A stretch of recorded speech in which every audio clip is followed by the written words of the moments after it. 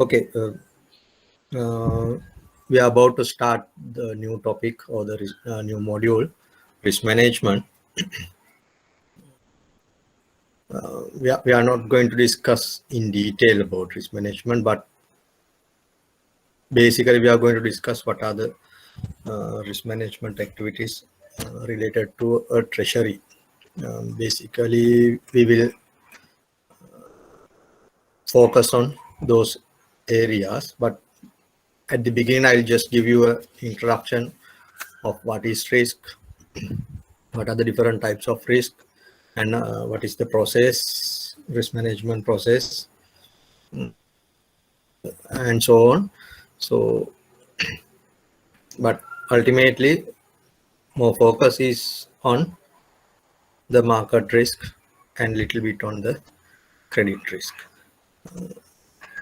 So before we move, do you have any questions?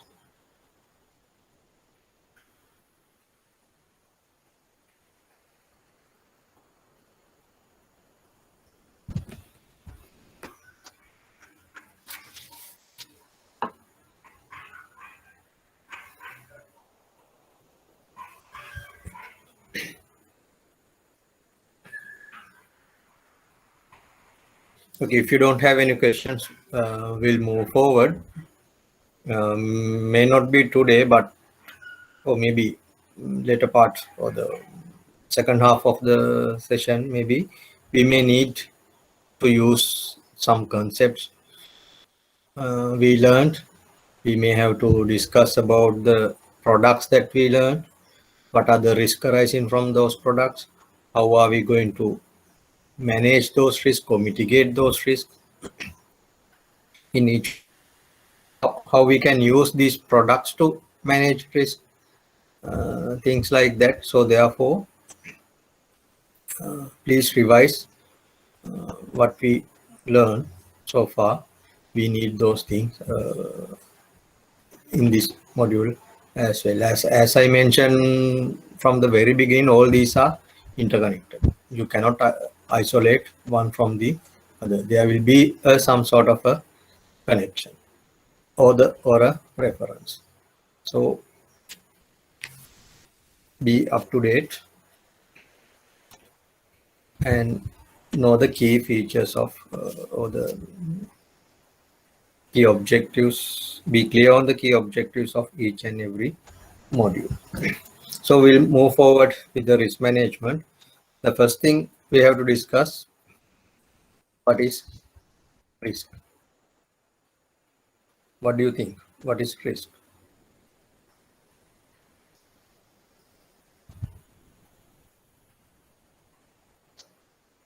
Do you face risks or do you take risks in your day-to-day life?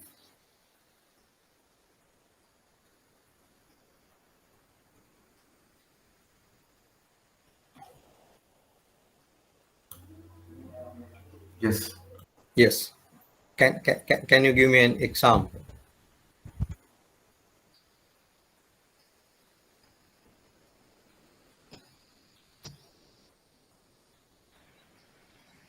If we buy a good without a guarantee, Yes. that So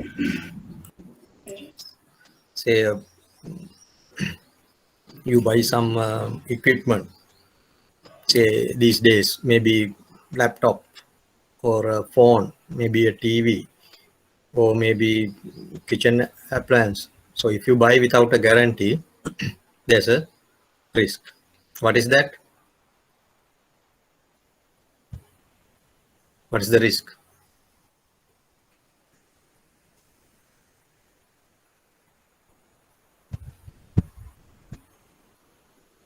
What is the risk in those activity or yes, buying any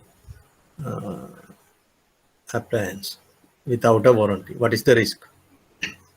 financial risk, Hello, financial risk. financial risk. If you buy what do you mean by a financial risk there? If we buy the good by giving money, but that product won't work after some time we can't go and we can't return that good. So our money will be waste. Okay, so yes, good point. But first we have to identify what is the risk and what are the consequences. Risk and consequences are two different things. So if you buy a gadget or a appliance or whatever it is, a machine or something like that, without a guarantee, we have objective. So there's a purpose of buying that. We are going to use that for a specific purpose. If that machinery or the equipment does not work appropriately or the intended way, then we cannot perform our job or we cannot achieve our objective, what we expect through that. That is the risk. Then ultimately it may be a loss because you have paid to buy that. So you lose that amount. That's a loss, financial loss. And maybe not only that, say you buy the laptop, what would happen? Why do you buy the laptop? With the objective of to attend this class. But if the laptop does not work properly, you cannot attend the class. So you won't be able to meet your objective. Then you incur more few losses. One is financial. You have already incurred cost to buy the laptop. On the other hand, you lose the whatever the knowledge that you could gather by attending the class, and ultimately you will find difficulties in sitting the exam. So that is a loss. It's not necessarily financial. It can be other type of thing. So with that example, you could identify first thing. First, even we thought first, what are we doing? What is our the activity? Buying a laptop. So that is our activity. Then with that activity, there may be risks, events involved where we cannot achieve our objective due to some uncertain events. Then if that happens, what are the consequences? So you buy the laptop with the objective of attending this class and gathering knowledge. You pay a fee or a payment, make a payment to the seller, you buy the laptop. Then what is the risk event? The laptop does not work properly. That's the risk. Then what are the losses or the consequences? You lose money, and on the other hand, you cannot attend the class. What is the remedial action to minimize your risk? That is the warranty. You buy the laptop with a warranty for a certain period. Then at least you know if something goes wrong with the laptop, you can replace it with a new one because the seller is bounded to do that. But still there may be risk. Say on Sunday morning when you switch on the laptop, it doesn't work. It is within a warranty period. You cannot immediately replace the laptop and get a new one and attend the class. It is not possible. But then you will miss one class at least. Then Monday you can take it to the shop and if it is possible to get the new laptop or repaired one within a week, then you can attend the next class next week, but you will miss one or two classes. So that is the residual risk. We call that residual risk. Even though we have taken some actions, ultimately still there will be some risks which we cannot avoid. But you completely take out the risk or the loss that you will incur, because there's a warranty. If something goes wrong, either they will repair the machine or replace it with a new one. Then therefore you don't want to buy a new one. So whatever the cost that you pay is saved. So that's how. Take another example. You cross the road. Is there any risk?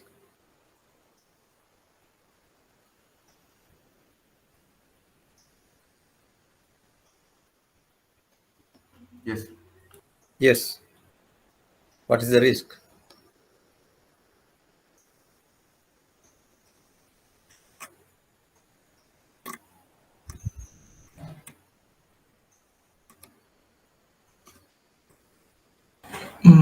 Meeting with an accident? Yes. You may met with an accident. So what do you do?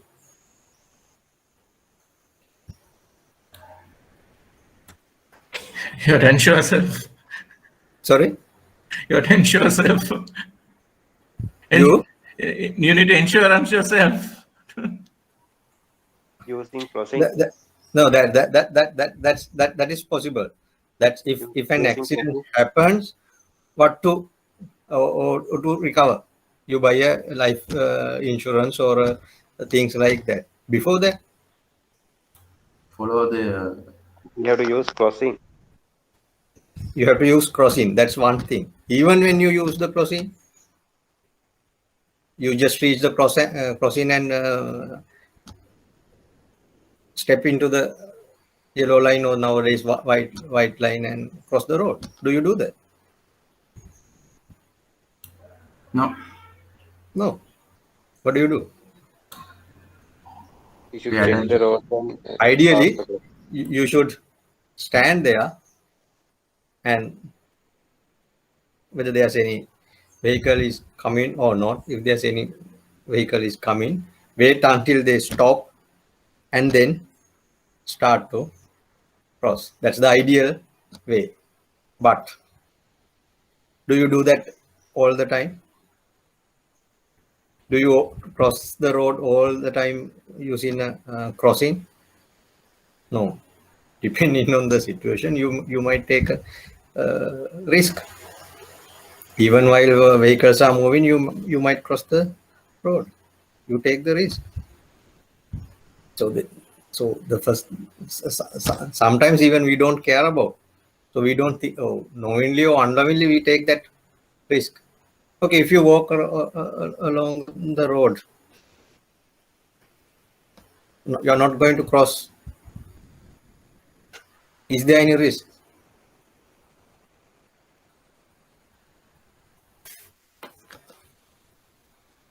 Yes. Yes. What are those?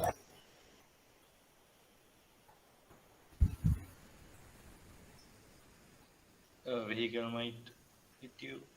Sorry? A vehicle might hit you. Like Still that can happen, yes. Vehicle might hit you. Something else? Anything else?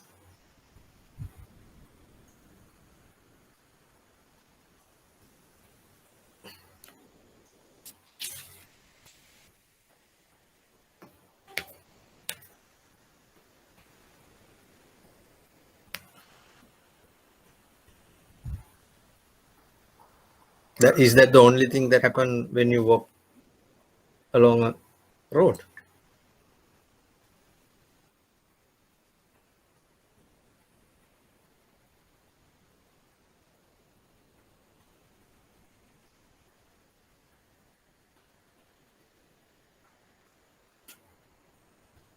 Riot. Yes, that can happen. What else?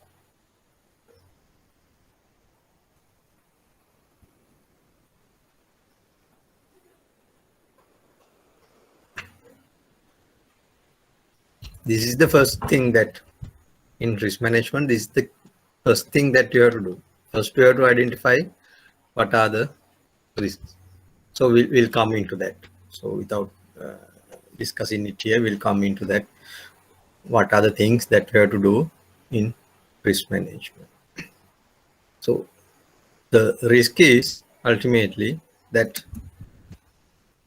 so the effect of uncertainty on objectives. You have an individual or an organization or a group of individuals, whatever, there will be, or there are objectives, objective or objectives. So the failure to achieve these objectives is the risk. It's not my definition, it's the ISO 31,000 risk management standards definition. The effect of uncertainty on objectives. So if we take this picture, what is the objective?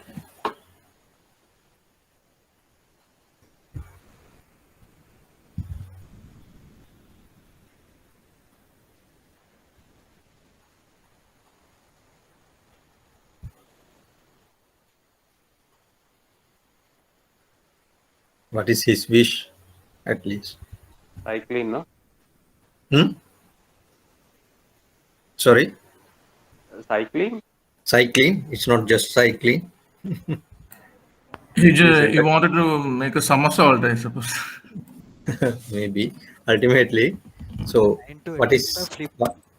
Sorry? Trying to attempt a flip. Trying to? Attempt a flip. Cycling flip. Okay.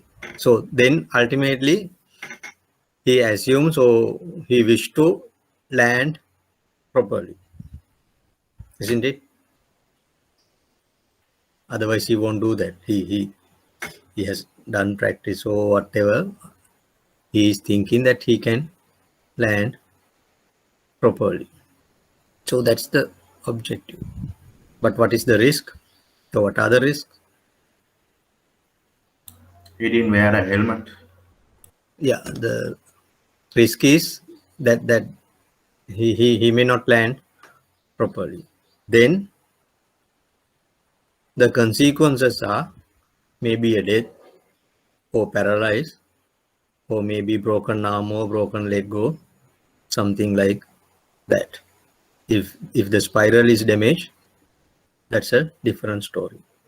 So what are the severities? Which one is the most severe?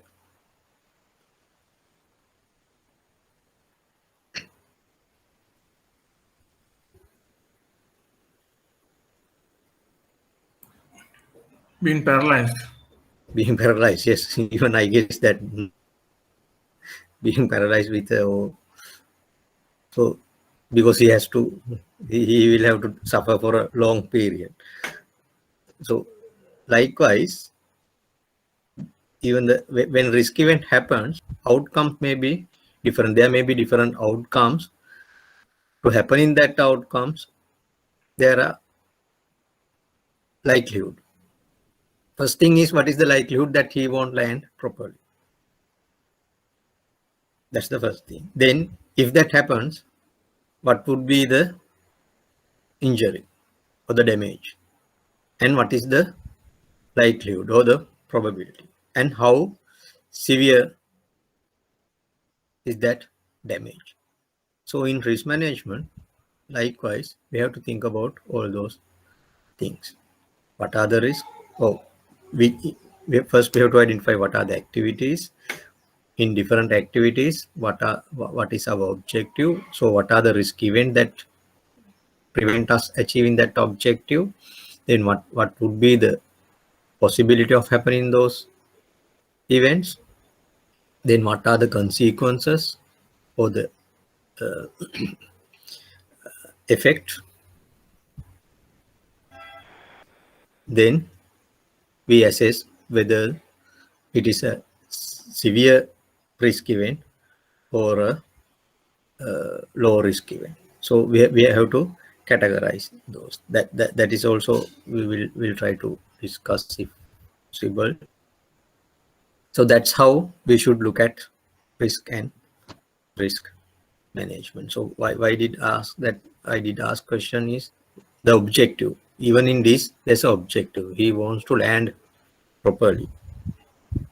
Maybe for earning money or something like that. Maybe we don't know. So that will be the ultimate objective or a goal.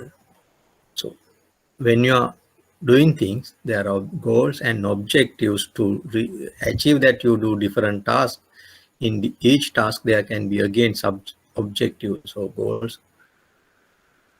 There are uncertain effects where you may not be able to achieve that objectives or goals. Those uncertain effects we call as risks, not the consequence. Risk is not the consequence. As we discuss, we buy a laptop or some equipment, it does not work properly. That's the risk event.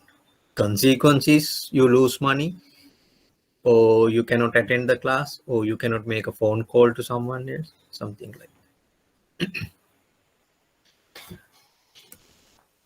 So now here we mostly focus on the risk arising in the finance.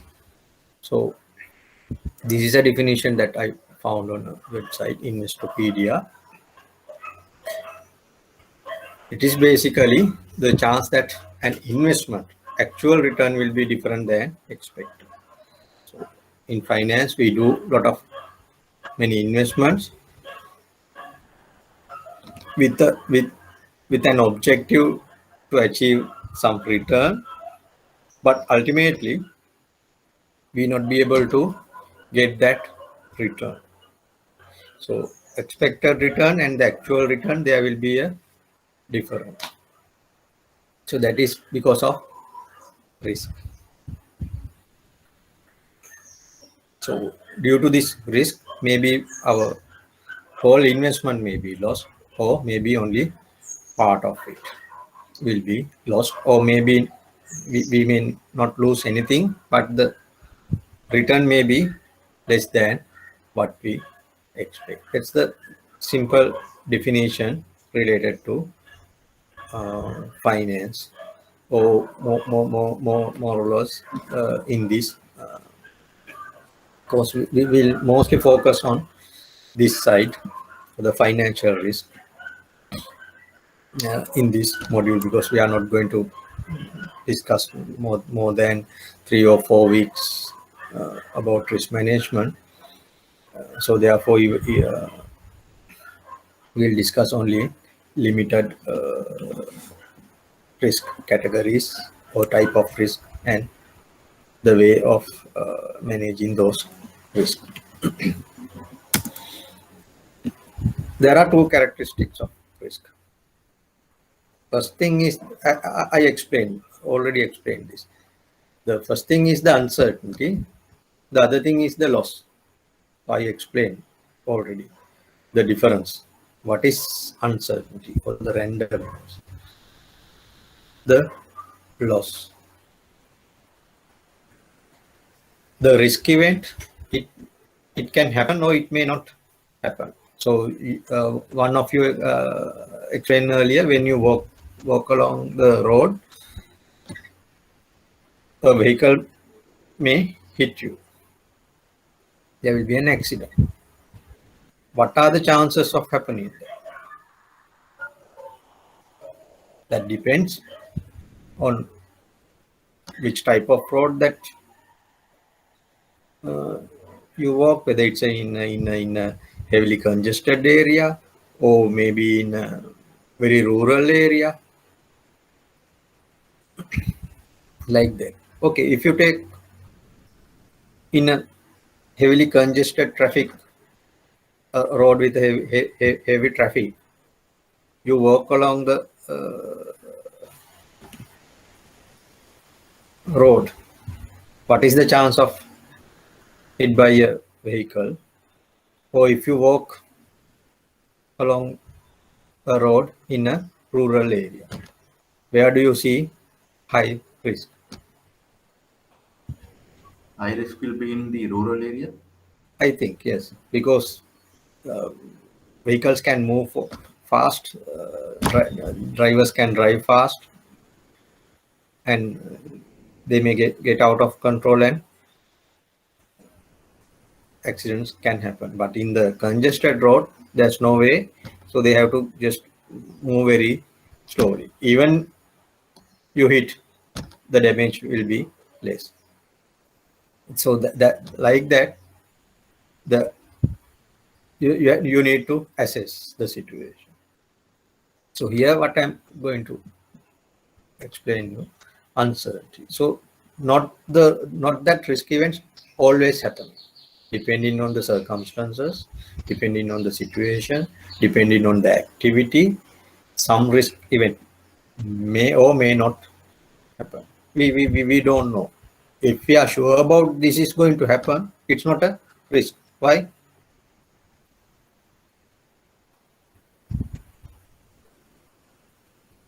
If something is sure that this is going to happen, it's not a risk. Why?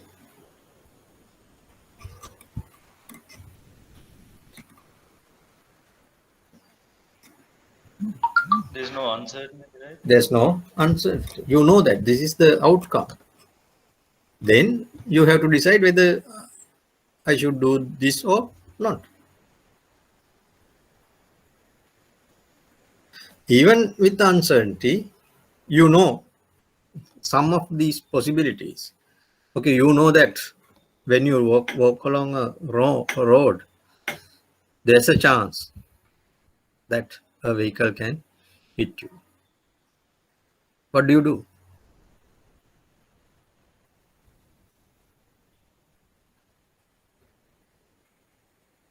Do you stay home?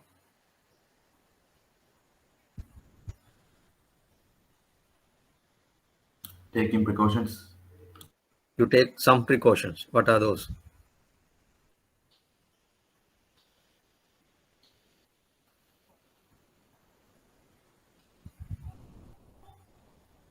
Paying more attention.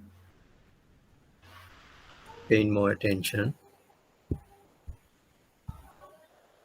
And if it is in a, say, sort of in a town area, if there's a payment, then you can walk along that and maybe as much as possible away from the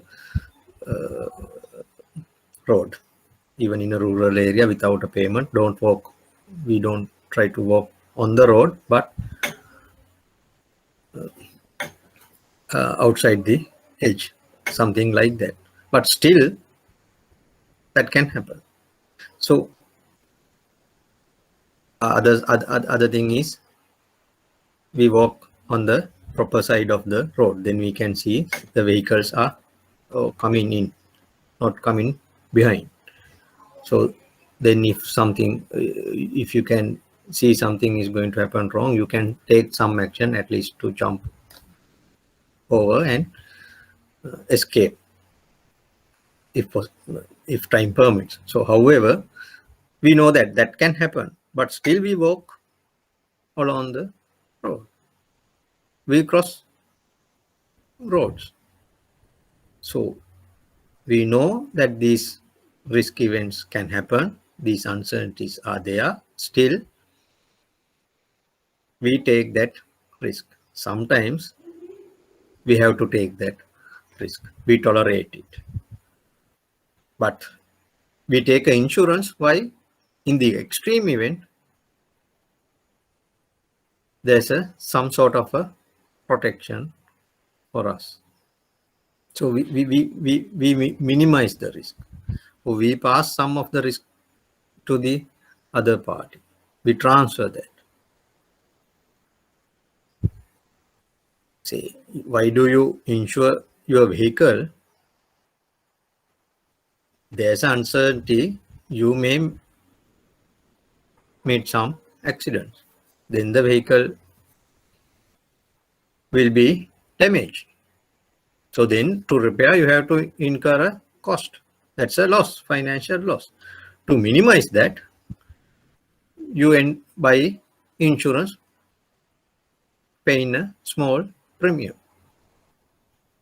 So what do? Your risk of financial loss due to an accident, you pass that to the insurance company. That's a one way of mitigating risk. You pass your risk to some other party. That can be done. But again, it may be you pass one sort of a risk and take another sort of risk. In my example of vehicle insurance, what is the risk that you pass? The financial risk. If an accident happened, you may have to pay for the incur cost for the repair. So that cost you pass to the insurance company, but you take the risk of the insurance company. By the time that you made the accident and make the claim, if the insurance company is no longer there, again you lose your premium. Not only premium, then there's no way that you can repair it. You have to meet that expense as well. So we try to most of the time pass one type of risk and take another form of risk. That can happen. So the again, if you come back to the main thing that I wanted to explain here is risk events are uncertain events. We don't know whether these will happen or not. There are chances, likelihood. So that's why we call them risk. Then, as I mentioned, if that risk event happens, what is the consequence? That is the loss. And it is also the consequence that you don't want to have. Next slide, you will discuss about another two things related to risk, opportunity, and threat. So this uncertainty may be an opportunity as well. So then it's not the outcome may be a positive thing, good thing, or gain for you here. But in risk management or risk, what we think about uncertain event that will give you losses. So loss is the consequence, or unwanted consequence specifically. That is something that we don't want to happen. We don't want that to happen. It's not our desired result. That is the loss. In my very first example, you buy the laptop with the intention to follow this course. If the laptop does not work, it is the undesired outcome that you cannot attend this class. That is the loss. Not only that, you make the payment, you lose the money as well. That is also unwanted consequence. So that's the difference or two characteristics of risk. What is uncertainty and what is loss? Those are two different things. And again, loss, don't think loss is always in financial terms. It's not all the time. There may be other type of losses. As I mentioned, other two words, threat and opportunities. We define, generally we call or refer the word risk whenever it is a threat for us. That means that gives an undesired outcome or put barriers to achieve our objectives, things like that. That is a threat. But there's on the other side, it may be an opportunity. So you make an investment, expecting a 10% return. But some uncertain event happens in the market, your return is due to that, your return enhances. It goes to 12%. That's an opportunity created. So therefore, the risk can work as in generally, the risk can work as a threat or as an opportunity that will help you to achieve your objectives or beat them, go beyond that. So uncertainty in the market, uncertainty, it can be a threat or a opportunity. Generally, whenever we talk about risk, we concentrate or our focus is on threats and losses. We try to keep open the opportunities. We are not going to worry about it. We don't mind getting more return than expected, but we worry about getting returns lower than what we expect. Is it clear the difference between threat and opportunities?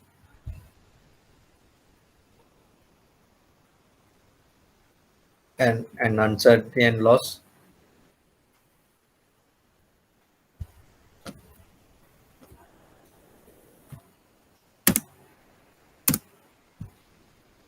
Then what is risk management? Risk management is it's a process or logical process. There are set of activities that you have to follow, as I mentioned earlier, starting from identifying the risk.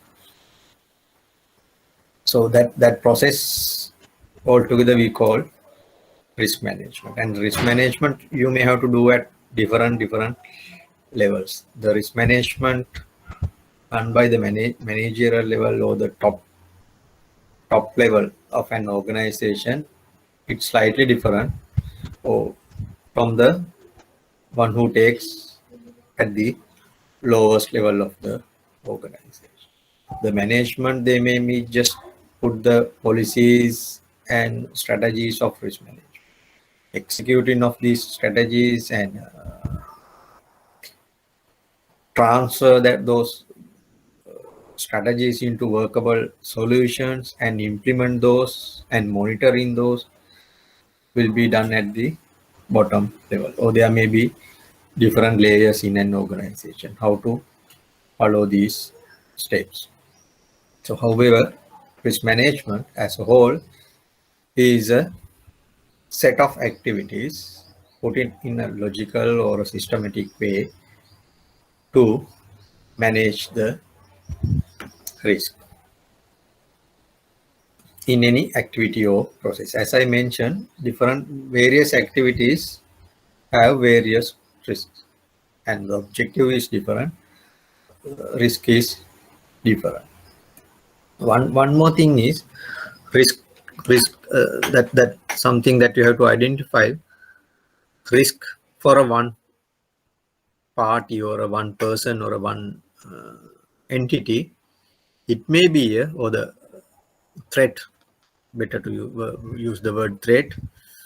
The risk event is a threat for a one entity or a one individual. It may be an opportunity for another party or another individual. So depending on what is your situation, status, whether it's a risk or not, depends. So therefore, for each and every activity, it is better to identify what are the risks, what are the mitigation actions, and what is the risk that we take, what is the risk that we should not take. So doing that whole thing is the risk management process. It's a process with a logical. So in again finance, it is the practice or the process to create an economic value for a firm. It's not necessarily be the accounting value. It should be, or mostly it would be economic, creating an economic value. However, management can decide whether we look from the economic value concept perspective or accounting perspective, because sometimes whenever you try to preserve the economic value, you may forego on some accounting value or vice versa. So therefore, it's up to the management to think about which one should be care. But mostly it's the economic value that we try to manage. So this is the risk management process. It's not a ending or a like a waterfall coming from top to down, but it's a repetitive process.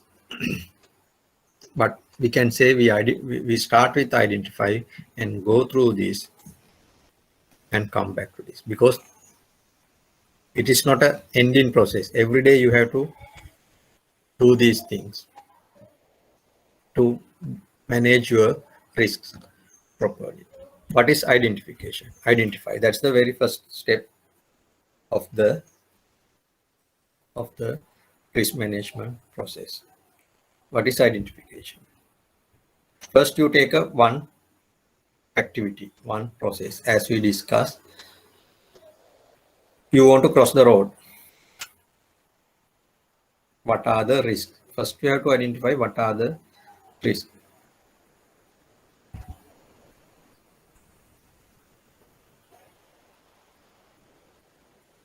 We discussed that. What are the risks? Whenever you cross, a vehicle can hit you, meet an accident, then there will be physical damage or threat of life threat or something like that. The risk event is meet an accident.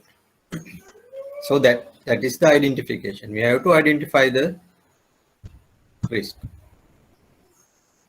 Then analyze what could be what is the possibility when I cross the road. What is the possibility that a vehicle can hit me? What is the possibility? If that happens, what are the consequences? What are the severity of those consequences?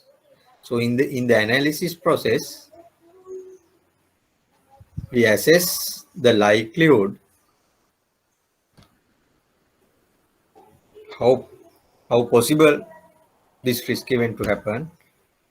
So that is likelihood. We assess the likelihood and assess the severity of or the assess the outcomes. Impact, we call it impact. What would be the impact? So there can be, okay, what do you think? What is the possibility of meet an accident when you cross the road? Is it 90% or 2%, 5%, 10%? What is the likelihood?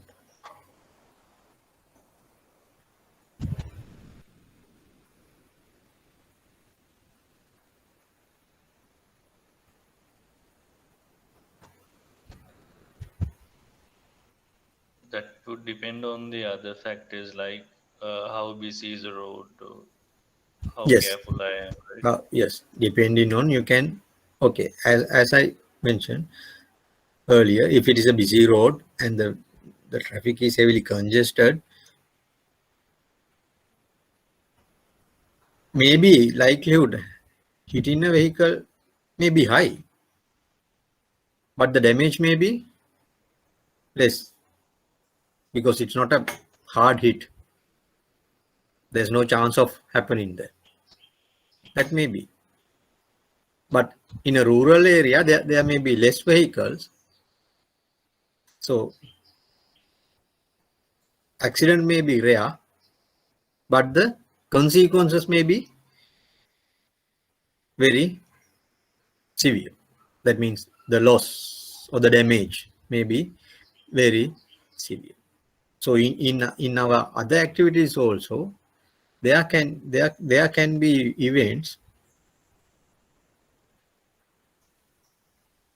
The chances of happening that event is high. The risk event, there can be risk event. Chances of happening that risk event is high. Or there can be some events. Chances of happening that event is very low. Very, very low. On the other hand, impact, the consequence, there can be very small consequences, negligible. No loss at all. The event happens, but very small loss, we can afford it or bear it. Or there can be catastrophic event. So in the analysis stage, that's the thing that we do. We take each and every risk event and see whether these events are more likely to occur or less likely to occur or never happen or something like that. We assess the likelihood or categorize or assess the possibility of happening that event. If we can get it with a number, that would be the best thing. The chance of happening this is 10%, chance of happening this is 80%, chance of happening that is 5%, things like that. It would be the best, but it is not easy to quantify all the time. But at least if you can come up with these events can happen very frequently. So the likelihood is very high. Likelihood is high. Likelihood is mild or low, very low, something like that. Categorize them into 4 or 5 categories. That is done at this analysis stage. That is from the likelihood side. On the other side, if that event happens, what are the consequences? What is the loss? Or what is the impact? Whether this will give us a big impact. We call a catastrophic impact, or a very small loss or very small impact or mild impact. Likewise, we can categorize the impact as well. Then we can put them into a matrix. In horizontal axis, you can represent the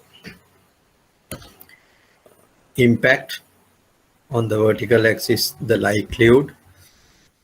Then have a grid, we call it a risk matrix, and evaluate or indicate where would this risk event fall.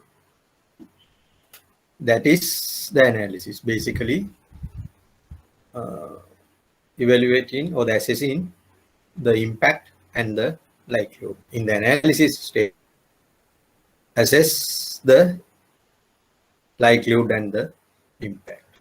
Then in the evaluation stage, considering the impact and likelihood, we categorize that risk event as whether it's a high risk event or moderate risk event or a low risk event. That categorization is done at the evaluation part or the step based on the analysis we did in the previous stage. First thing is, once you know the impact and the likelihood, then we can decide whether it's a high risk or a low risk. Say, as we discuss, when you cross the road, you can meet an accident. You can meet an accident, or vehicle can hit you. Then is it a high risk event or a low risk event? or is it very frequently happening or not? If that happens, what is the consequence?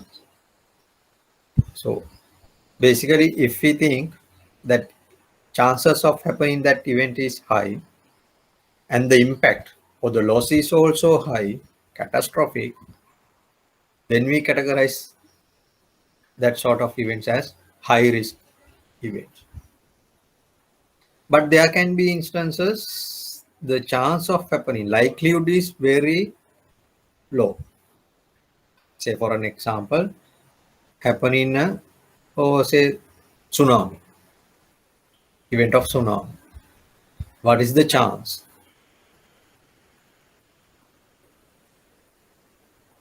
Likelihood is very low.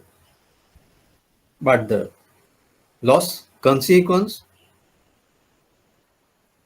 it is a catastrophic event from the impact side. Then do you categorize it is as a high risk or the moderate risk or the low risk event? So that is the thing we do in the evaluation process. Categorize risk event as at least high, moderate, and low risk. If you want, you can divide into very high, high, moderate, low, very low, something like that. However, it's up to the based on the policy how to do that. That procedure has to be there. How to evaluate. But what I'm explaining here is what does it mean by evaluation of risk? It is the assessment of or categorizing the risk event as a risk or moderate or the low risk event, considering the assessment we did in the previous analysis stage on the impact and the likelihood. Then the third one is treat. Now we know these risk events can happen. These are the likelihood. These are the impact. Then based on that, whether the risk is high or low, how do we categorize them? Then the next step is to decide how do we treat. There are a few things again. As I mentioned, there's a possibility that when you walk along the road, there will be an accident. But knowing that, you don't stay at home all the time. You have to go to work, you have to go to the shop or to school or take your kids from tuition, or you have to go to classes, your classes or whatever. So you do that. So what do? After assess, without knowing or unknowingly, we have done that assessment and we decided to take that risk. So we call it tolerate. We tolerate or we accept it. We accept that risk and we live with that risk. But in that assessment, you have a situation, if that happens, I might get disabled or my life may be lost. So in that event, there should be some protection to my dependents or my family members or something like that. To cover that catastrophic event, we may buy a insurance. It won't prevent the accident, but it will prevent the or mitigate some of the losses if that event happens. So you pass that loss, financial loss, to the insurance company. So that's another way of treating. That's another way of treating. Either you accept it, or either you transfer that risk to another party. What else? You can treat it. How do you treat it? That's why you walk only on the payment straight down there, or on the right hand side of the road. Then you can see. So you take some mitigation activities. That is the treatment that you do. Likewise, once you evaluate the risk event, we have to take some actions to minimize the losses that may incur. You treat the risk. So then once you do all those things, the next step is monitor and review. So you treat it and you cannot just ignore it. Now, okay, that part is covered. I have bought the insurance, or you cannot stop at that. Then you have to continuously monitor what are the new developments, what's happening, and whether you need some new treatments, or the the category of categorization of the risk event as the whether it's a high or low or medium. Now whether it has changed, all those review is required. That's why again you try to identify, okay, whether there's any more new risk coming out. If there's, okay, what are the impacts, what are the likelihood, even in the existing identified risk, whether the likelihood has changed, whether the impact has changed. So therefore, now you have to go through this cycle again and again. So you frequently try to identify risk, and try to identify or analyze the impacts and likelihood with the existing risks. Not only for the identified risk, even for the existing risk, you try to analyze it. Okay, so it's like that. Now say 2 years back, if you want to go to office by 9 o'clock, say you are away from 20 kilometers from Colombo city, your office is in Colombo city, to go to reach office by 9 o'clock, at what time you leave the home?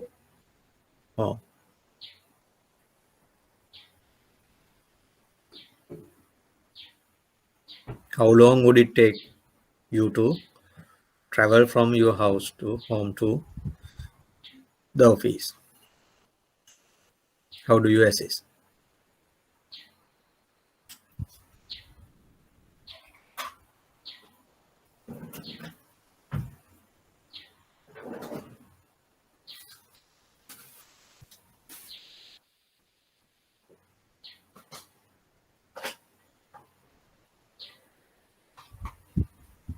What are the things that we have to consider?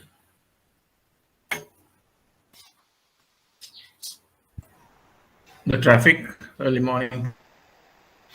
Yes, early morning. What is the traffic level? First thing, what is your mode of travel? Okay, say from your home to, okay, if you travel by your own vehicle, one way. If you take the public transport, whether you take a taxi or, that's different. Say if you travel by your vehicle, then from home you travel by your vehicle. So only the traffic and the route that you have to think. But if you take the public transport, then you have to think about, say, bus from your home to the bus stop. Whether you walk, whether you take a taxi, three-wheeler or something like that, that you have to think. Then how long do you have to wait till a bus come, whether you can get on to that, things like that. Then how long would it take to travel to your destination, whether you need transit in between, then how long would it take. Then once you get down from the bus, whether you walk to your office or whether it's in front of your office, and how long would it take, what are the things that can happen, whether there will be a road closure, things like that. You have to think all those things. And again, if you travel, say, in a month of April, August and December, say in other months you leave at 6:30 or 7 o'clock. In those 3 months, April, August and December, we have to leave by 6:30.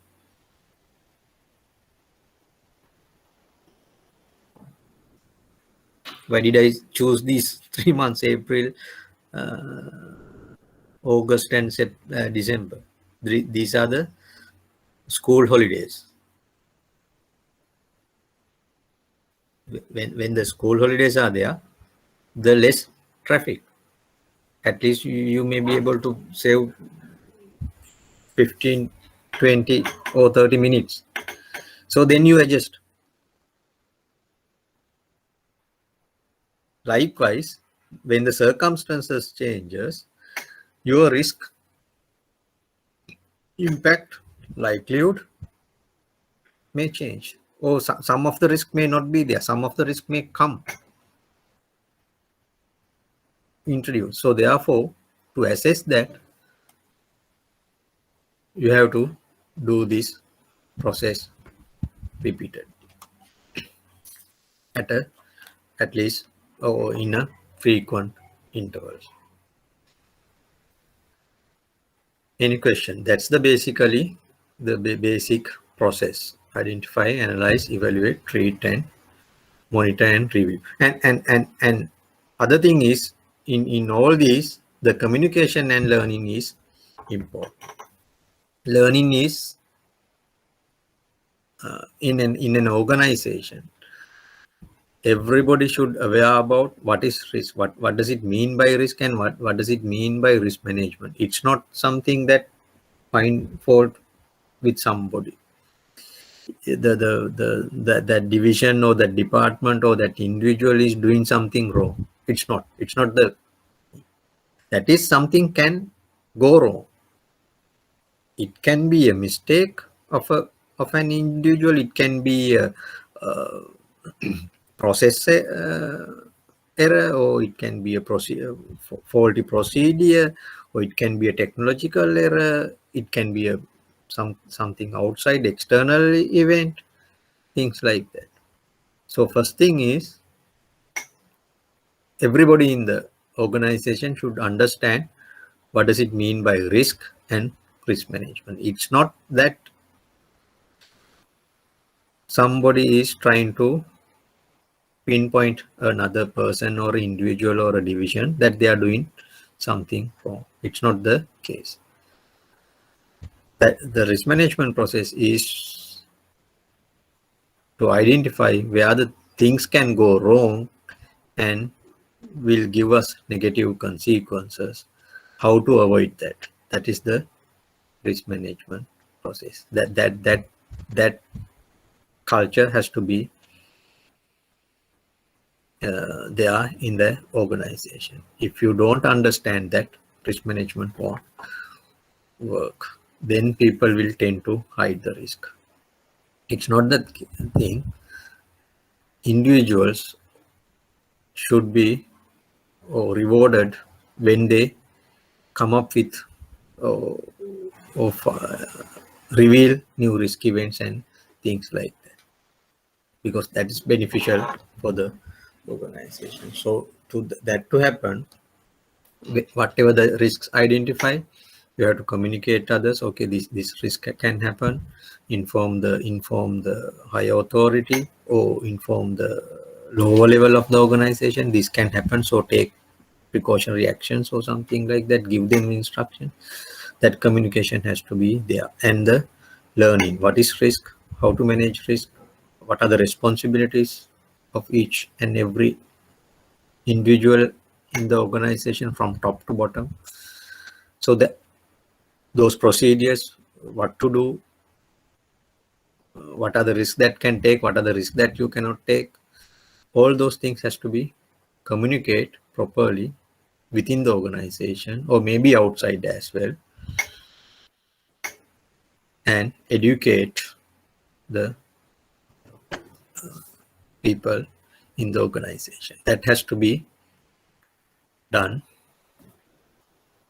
irrespective of this process throughout whole process. So communication and learning is very important in risk management. So then let's move into types of risk incurred by. I have Yes. a small question. Yes. That in the monitor and review stage, what we are doing that. So that's what you see whether, say, we analyze and we create risk, we evaluate. So whether all those things are working properly, there may be controls that you have put, whether that control is effective, whether that control is working properly, whether that has to be monitored and go through again and again, review your risk policies, and we call risk registers, where you have put the list what are the risks, what are the processes, what are the risks, what are the likelihood, what are the impacts, then whether it's a high risk or low risk or moderate risk, we document all those things. That we call it the risk register. You go through that, if possible, to identify or review whether the impact is same, whether the likelihood is same as earlier. So when the environmental change, now the impact and the analysis or impact and the likelihood might have changed. Now these days we are heavily depend on the IT. So therefore, okay, if we take before 2020, how many of you have access to your systems from home? 99%? No. The IT department might have put all controls and not open your network to outside, only within the organization. If you go there from your computer on your desk, only you can get access to your systems. But now what has happened with this situation, IT departments, they have to relax some of the security. So give with some new controls, give access to you or the individuals of the organization to access the system, maybe from their through their personal laptops or the personal computers at home, or maybe through mobile phone. So then there can be new risks. There can be threats, hackers, because whenever you do that, some of the things are open to outside. They can find out these points and hack your system. So these days that risk is high, because some of the controls you had has been relaxed now. So likewise, depending on the circumstance, you have to review everything in this process and reassess everything, identify new risk, or maybe some of the risk there were no longer be there. So then you have to remove those things, introduce new risk, even the existing risk. What are the possibilities or likelihood of happening that? What would be the impact? If the impact change, the evaluation may change. If the likelihood change, evaluation would change. That is monitoring and reviewing. Is it clear? Okay, sir. Thank you. Not only that, in the monitoring, you have to monitor whether these activities are happening properly. Whatever the controls that you put, whether those controls work, are they effective? Say maybe in your organization, there may be CCTV cameras or phone recording.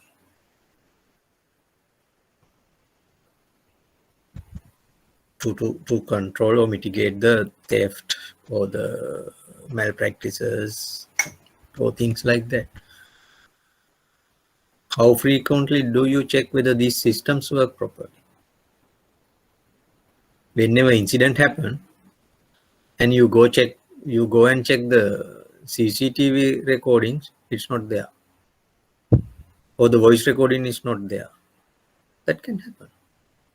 So you have to continuously monitor whether these controls, these systems work properly. You have in your buildings fire extinguishers or the fire alarms.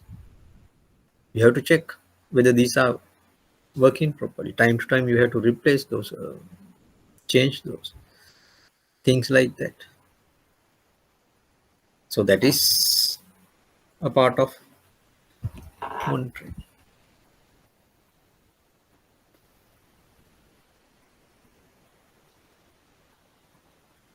Anything else?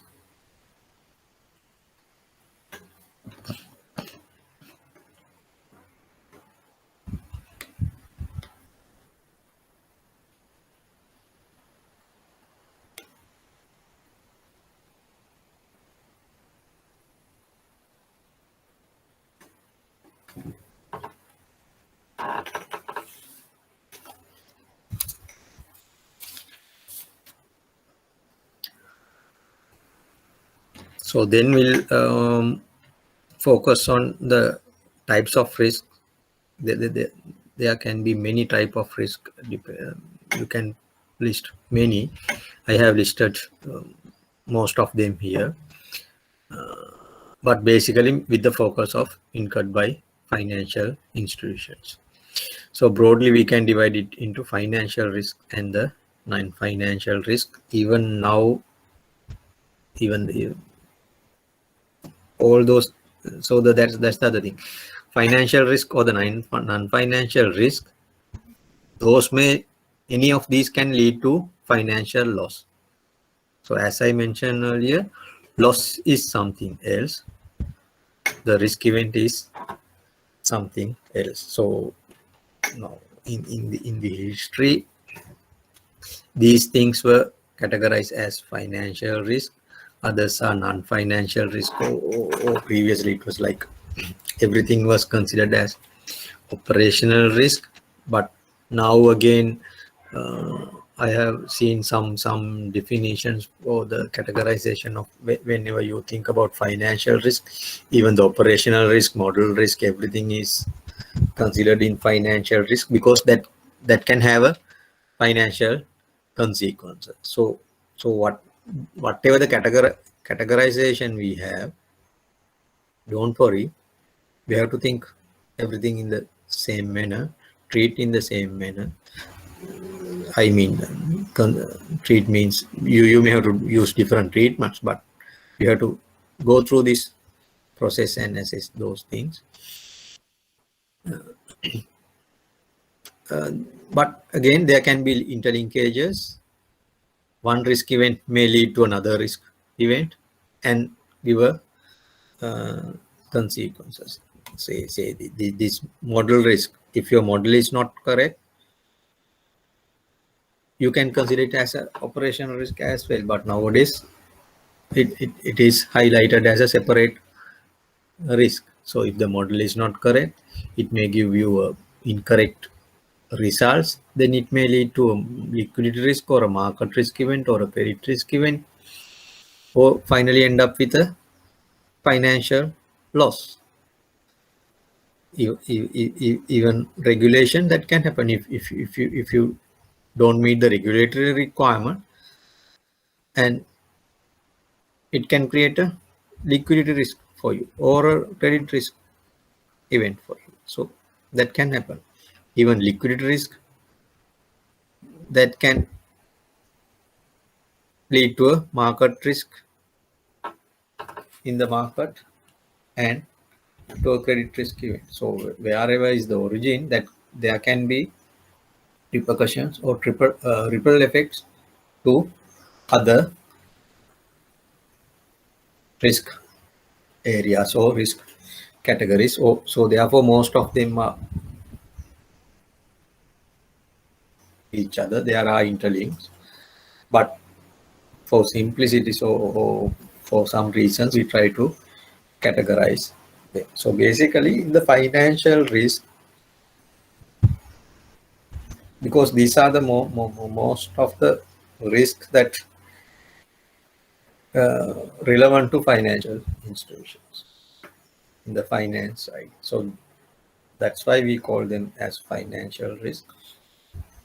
In the financial risk, we have this liquidity risk, market risk, and credit risk. Again, the market risk can be segregated into two categories: interest rate risk, foreign exchange risk, equity risk, and commodity risk. Or the market risk, sometimes also called as the price risk, because all these variables, all these things related to price of financial assets. The change in prices that will give you a risk to you. So that therefore sometimes it is called as price risk as well, market risk or the price risk. On the non-financial risk side, operational risks. So failures of procedures, malfunctioning, failure of IT systems, frauds, all those things are categorized in the operational risk. Model risk is the risk that your models that you use does not work properly, does not give you the desired outcome. So then it will lead to any of these other risks or losses. And the settlement risk, sometimes it is considered as part of credit risk, sometimes it is considered as a part of operational risk. The settlement risk is whenever you have to settle a transaction, that settlement is not taking place on time and in correct amount. That is the settlement risk. Legal risk, your activities may be illegal or not in compliance with legal requirement of the country or whatever the jurisdiction you have presence. And taxes, whatever the tax laws, tax requirements, you have to meet those tax requirements, otherwise there will be penalties. And the regulation, you have to meet the regulatory requirement. If not, it's a risk for you. Political risk, what is happening in the country, political environment, what would be the consequences to your business or your activities, that is there. And the final, the other one is reputational risk. What would happen to the reputation of the organization? That again, this reputation, some may consider this reputational risk is as an outcome, not as a risk. Because say if a liquidity risk there and the bank or a financial institution face a liquidity problem, then it will have impact on the reputation of the company. If some fraud happens within the bank, then it will have an impact on the reputation. So therefore, in some instances, we don't consider the reputation is as a risk, but it is as a consequence or the outcome of the risk event. What would happen to our reputation? Sometimes we consider reputation as that way as well. Not only that, I haven't list here the strategic risk. Whatever the strategies deployed by the company or the institution, what are the risk of those? Whether there are any risk related to that strategy, whether the strategy is correct. If we are to implement this strategy, what would be the risk that may arise from that strategy? So that has to be considered, or we can put here strategic risk. So especially this side, non-financial risk, this is not an exhaustive list, not a completed list. There can be many other categories. So I haven't mentioned anything about IT, because earlier, whenever you say operational risk, failure of system is operational risk. But nowadays, even a small components in the operational, now take out, say you might see cyber risk, or things like that, or data protection risk, things like that, as a special or separate risk category. So therefore, there can be many more non-financial risk categories. Any question?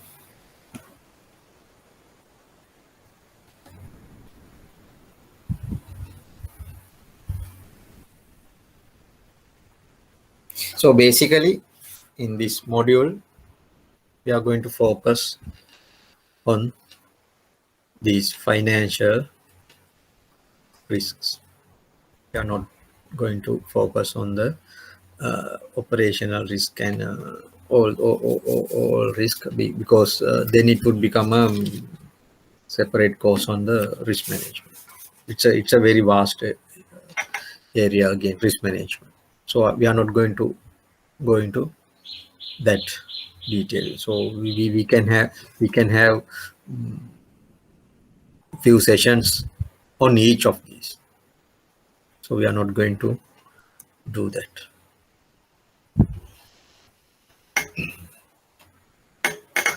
Then when we think about the risk type faced by the financial institutions,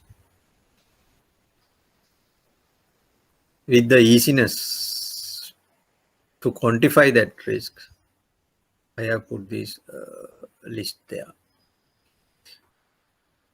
So market risk is considered now, at least, is the risk type that we can quantify easily. There are methods and modules, mechanisms available, or variables, or the measures, how to quantify market risk. Then the credit risk, now, even though it's not up to the level of market risk, there are some risk measures in the market where we can use to assess the credit risk. Quantify, not assess, just sorry, quantify, come up with a figure, value, what is the credit risk. Now there are some measures developed in the market, how to measure the credit risk. Liquidity risk also, with the Basel III introduction, again, there are few measures, but still it's not up to the market risk or the credit risk level. Then others, operational risk, political risk, legal and regulation risk, all those things are very difficult to quantify, but they are trying to develop models and procedures or the measures to quantify operational risks. and these risks, however, still are not that much familiar and available. But again, in the Basel III, they have introduced some ways of doing it under operational risk. So again, I'm not planning to discuss all those things. Maybe some of the things will be touched slightly in the regulations module, including market credit and liquidity risk, some of the measures related to operational risk as well. However, still we consider quantifying operational risk, political risk, and legal and regulation risk. These are very difficult, but compared to market credit and liquidity risk. However, market risk is like now there are a lot of measures, ways of quantifying market risk. Credit risk and the liquidity risk is somewhat we have. Others are very difficult. So then, Sir, excuse me, sir. yes, In case of quantifying that market risk, do we have to consider all these 4 types of risk and collect add them? Is it the case? sorry, in In terms case of of market risk, there are 4 components of interest rate, foreign exchange, equity, and commodity. So do we have to consider all these risks and add them together? Is the case? So in a way, yes, or the answer may be not. So that depends on whether you have any exposure to that. Say, if you don't do any transactions with related to commodities, then you don't have the commodity risk, commodity price risk. Okay, if there's any bank which does not do any foreign exchange transaction, then it is not relevant. So depending on your status, you have to select what are the sources of these risks applicable for you.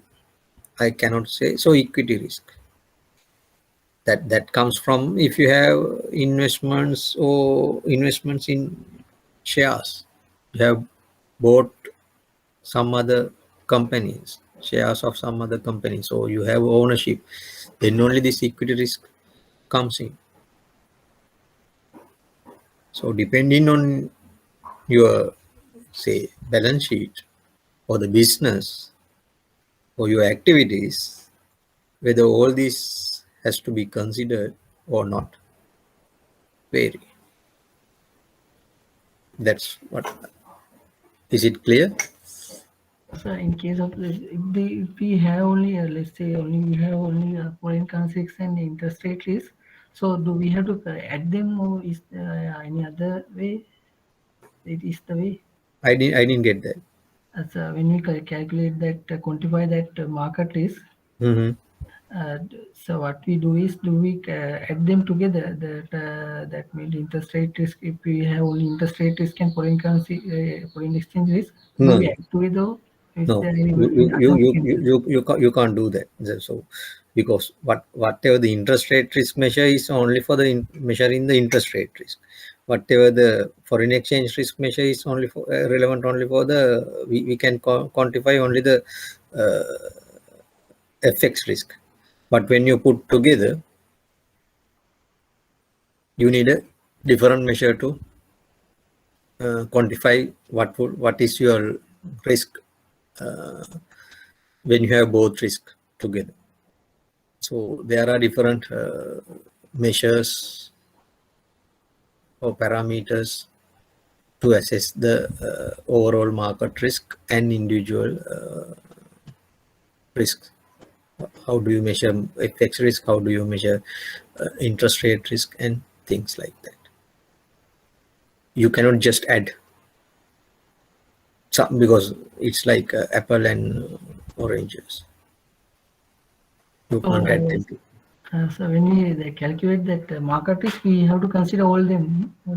all them. Yes, whatever the risk you face, you have to consider all those things in the measures of market risk. All those things will be considered or reflected. So there can be some other risk under market risk, no? Other than these four. Basically, these are the market risk measures. What do you mean by other risks? Depending on the business we are in, due to change, there can be I have no idea, but I think there can be Generally, these are the risks that we consider into market risk, because as I mentioned, that's a price risk due to price change. The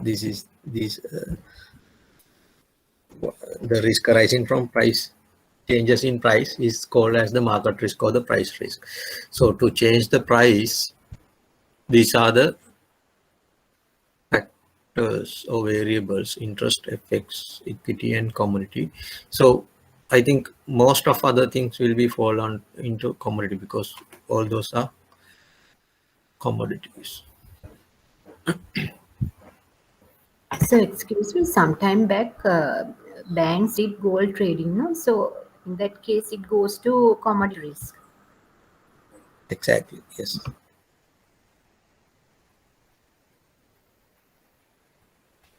And you said we consider interest rate risk, FX risk, equity risk, and all those risks to compute market risk capital charge.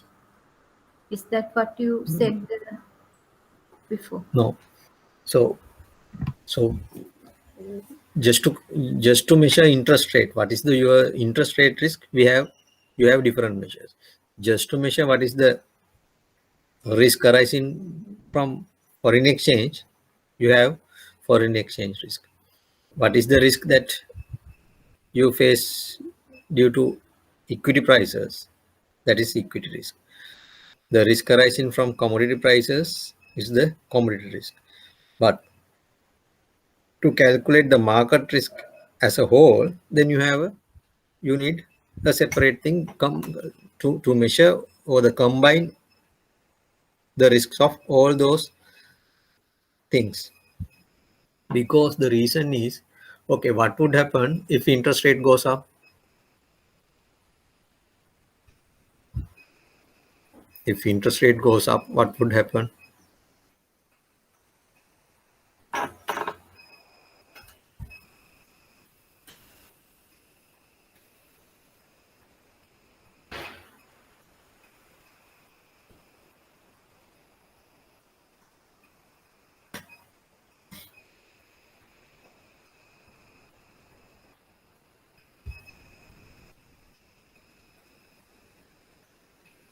What would be the consequences if interest rate increases?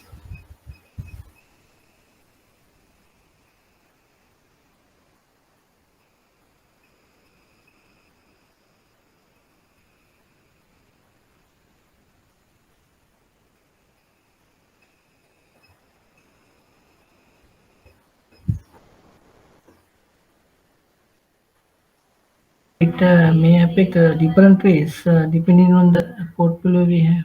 No? Yes. What are the ways?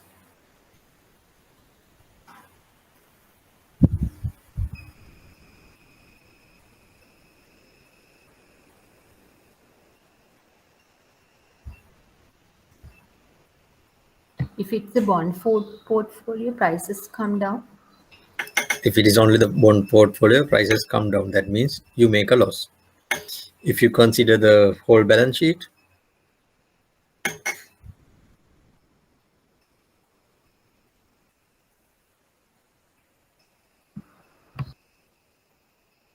Interest income come down. when interest rate goes up, Sorry, interest income goes up. interest income goes up. What would happen to interest expenses?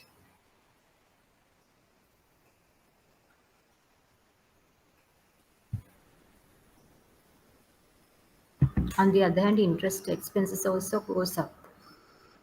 all the time.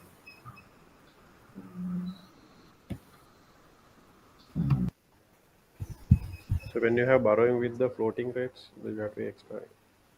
Yes. So so I think last week you did that gap analysis and things like that. Depending on your position, whether you have a positive gap or negative gap, impact on the net interest income vary.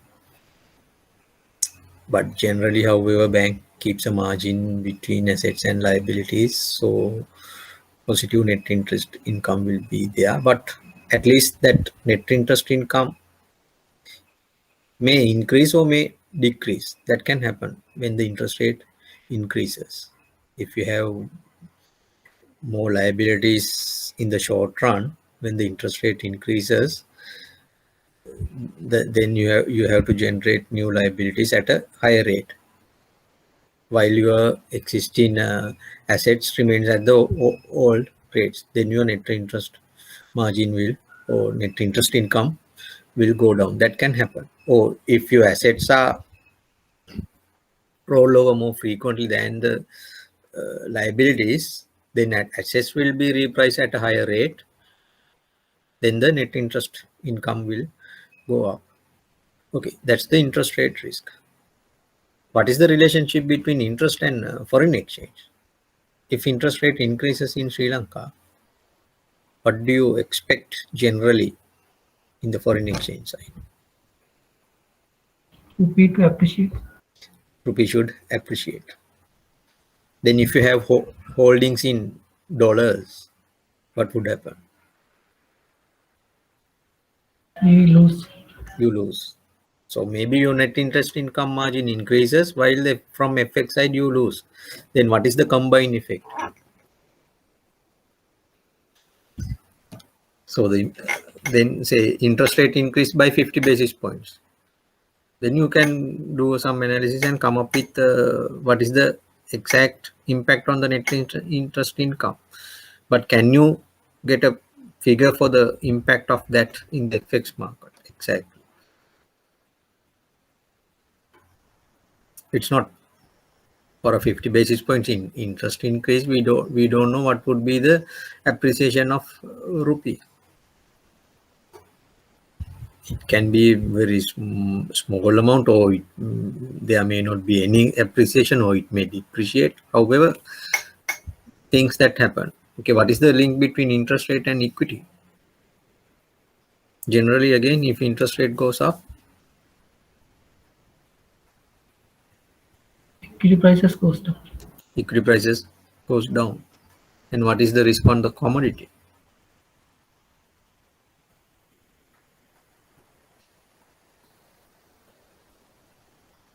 So if interest rate risk increases, rupee appreciate, then commodity prices, say assume imported commodities, should go down because rupee has appreciated.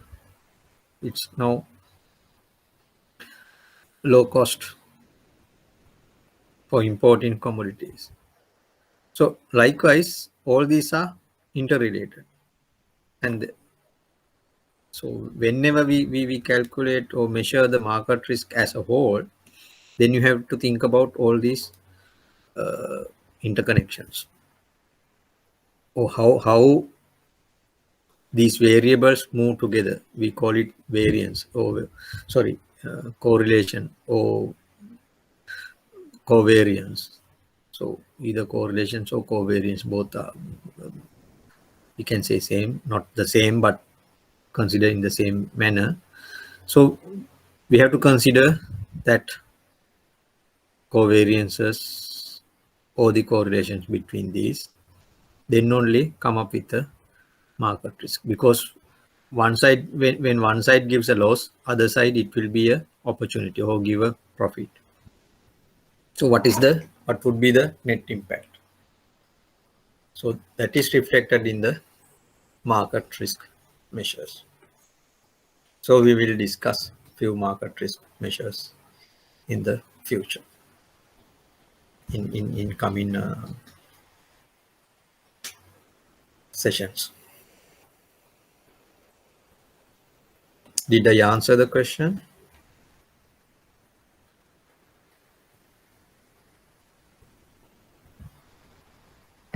Yes, sir. Thank you. Anything Understood. else?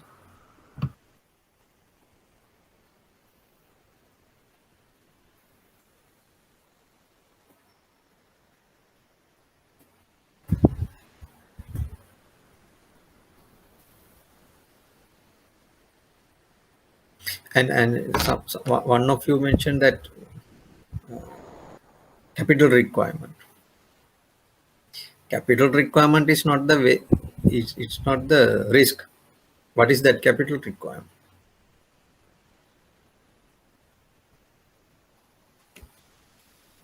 Why do we need that capital?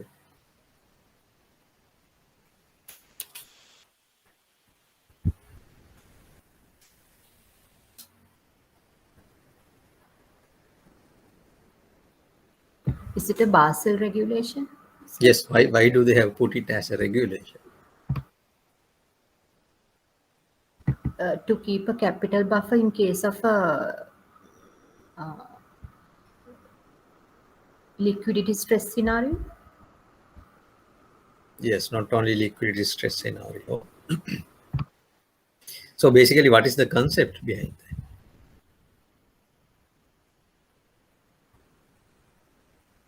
Okay. If you make a loss, how do you absorb it?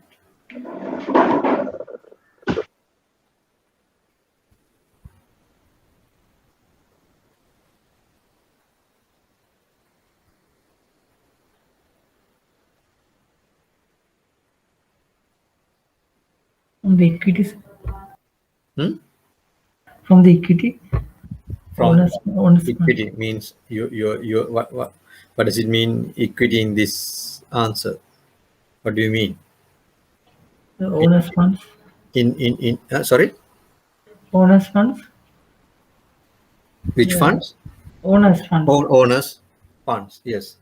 So the capital in that equity means the capital. So whatever the funds provided by the owner.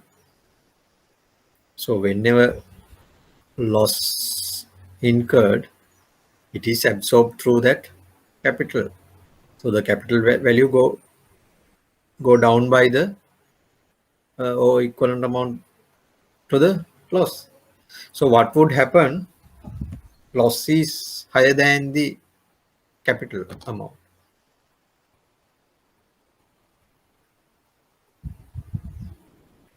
So then we can't pay to depositors.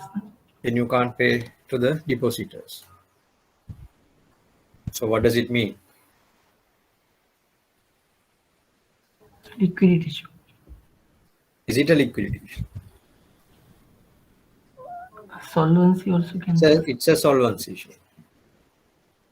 The bank become insolvent. That means you cannot pay or you cannot run the business. There's no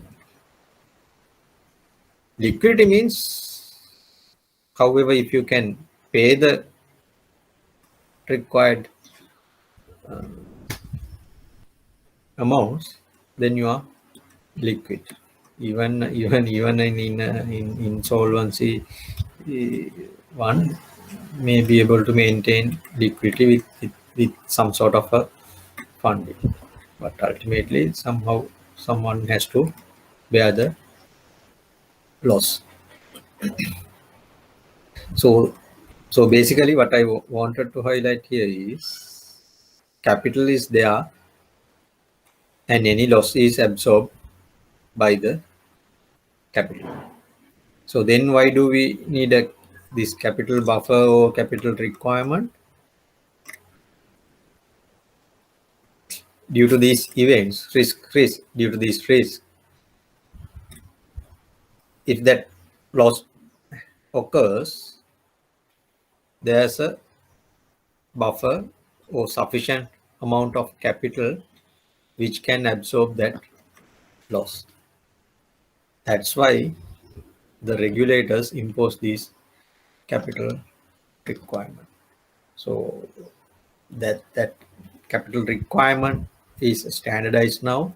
How to do that is standardized now based on the Basel III Accord, Basel Accord. So Basel, they studied and come up with several measures. Okay, this would be the best solution. But if you study the history from 1980s, when they 1986, I think Basel I was introduced. Now we have Basel III. In between that, they have considered a lot of various types of risk. Earlier, they haven't considered credit risk or the liquidity risk.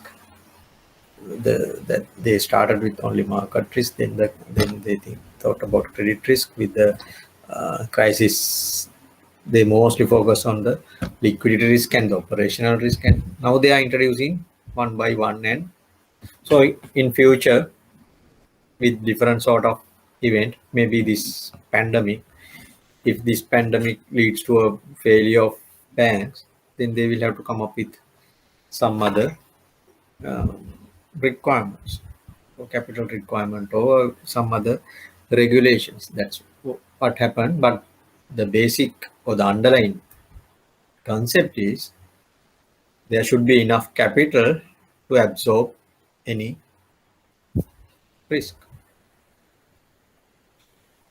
That's why they have calculated, okay, what would be the loss that a bank can incur in an extreme situation. So if that happens, you should have adequate capital to absorb that. Okay, if you take asset of 100, that you take a risk, so keep a 10% capital, because if in that sort of asset the risk is or losing only 10%, so you have 10% capital. If that loss event occurs, you can absorb it.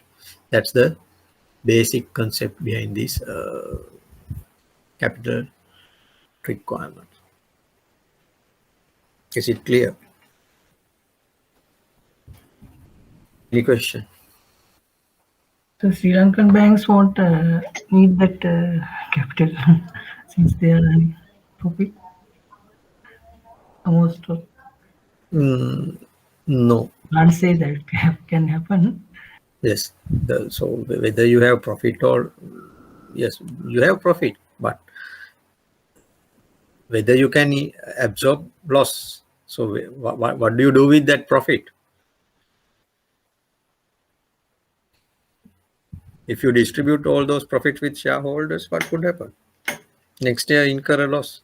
Then what would happen? So usually there is a restriction with regard to profit distribution. We can't distribute. That's all why. the- That's why. Why is that? It's also increase the capital. Increase the capital and increase the ability to absorb future loss. This year profit, next year maybe loss. Then you can absorb that. If you distribute it, your capital remains same. Then next year loss have to be absorbed by the existing capital. That's why there are regulations on the profit distribution as well.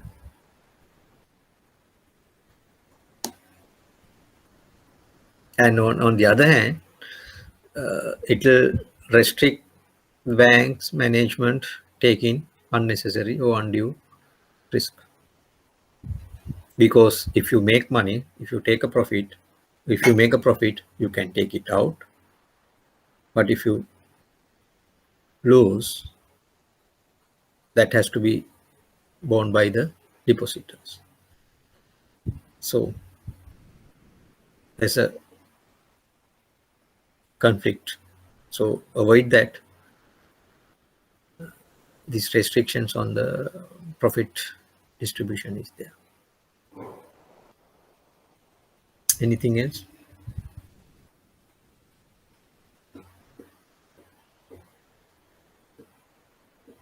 However, most of these things will be discussed. Why do these regulations are there? What are the regulations? How do you comply? Most of these things will be discussed at the under the regulation model. So, shall we move on? So we have to discuss I'm going to discuss first the liquidity risk, one of the financial risks for a banks. For a bank, liquidity risk is the most critical one. So we'll start discussing about liquidity risk. However, since it's a sort of new topic, before we start, shall we take a break? So generally, liquidity means any entity or any individual can meet its obligation on time and the due amount without any delay or without any shortfall.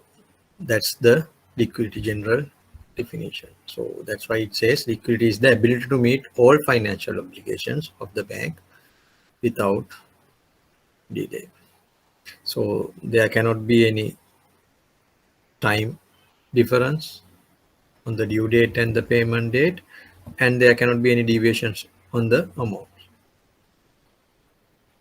If both the amount and the timing requirement can be met, then you are liquid. So that's the liquidity. So that depends from the bank's perspective. What is the bank's ability to fund any assets, long-term assets it want to acquire? So bank make investments, those are the assets. So if the bank is liquid enough, then the bank can fund those assets. That is the basic idea of or the concept of liquidity. So under any of these situations, the bank may lose due to liquidity problem. The first thing is the bank does not have either cash or cash which is required to meet the requirement of depositors and borrowers. Depositors, whenever depositors ask their money back, the bank should be able to pay it. So to do that, the bank need cash. If not, need some other assets which are very close to cash, then the bank can liquidate it and generate cash and meet the payment. Not only depositors, even the grant a loan, borrower should be able to take that money. So even to pay that, so that's the asset of the bank. To meet that, the bank should have cash or cash equivalent. Or if the bank does not have that, then the bank faces liquidity risk. So to do that, whenever we say cash equivalent, those are very liquid assets. What does it mean by that? The bank should be able to sell the asset in the market without incurring any loss. But in the second bullet points, what that it says, sale of illiquid assets.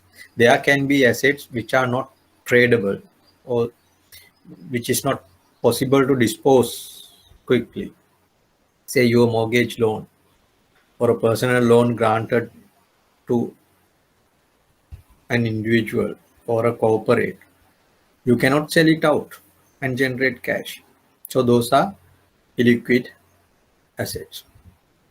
There can be some assets which can be sold out, but the market is not that liquid. There are not that many buyers. There are not many participants in the market. Information is limited. So therefore, very difficult to find out a fair value. What is the fair value of that asset? And find out to buyer is difficult. Even a buyer is found, then it's very difficult to come to an agreement with the price. So there will be a loss on that sale. So that is explained in the second and third points. If that happens, the bank lost some money. So and face liquidity risk. So the second and third points are related to how to generate liquidity funds to meet the liquidity requirement. In the first one, it's about the meeting the liquidity requirement. So as you know, a bank cannot survive without liquidity. Bank can incur a loss, maybe 2-3 years consecutive losses. There will be repercussions, but still bank can survive with some difficulties. But at least 1 year loss, it won't be an issue. But if the bank cannot meet liquidity requirement within a day or a minute, that would be the end of the bank. So whenever customers, depositors ask money, the bank should be ready to pay that. The moment bank fails to do that, then depositors, they will lose their confidence. They are not sure whether they will be able to get back their money. When that confidence is lost, they will come to the bank. They try to come ahead of the other and get their money first. So then everyone will rush to the bank, and there will be queues in front of the banks asking their money. That will lead to a bank run. The bank may be a good profitable one with a lot of assets, good performing assets, but not liquid. Then there will be a bank run because you cannot pay back all your depositors at once. Need some time at least. Or some of the assets you cannot unwind or cannot sell. So therefore it is not possible to pay all the depositors at once. So that's the liquidity risk. You fail a payment to a customer, or maybe to another bank, or whatever your liability, then it will have depositors' confidence on the bank, will lead to a bank run. The risk is whenever one bank fails, then what would happen? General public will get panic and think, so because the bank A fails, now there will be repercussions for the bank B, bank C, and other banks. So therefore, quickly out from the bank, and everybody rush to their banks to get their money back. So because a failure of one bank will lead to a loss of confidence on the banking system, not only an individual bank. So then that will trigger a systemic risk. All the banks in the system will face liquidity problems. Not only that, so the particular bank, the very first bank, it may have obligations towards other banks.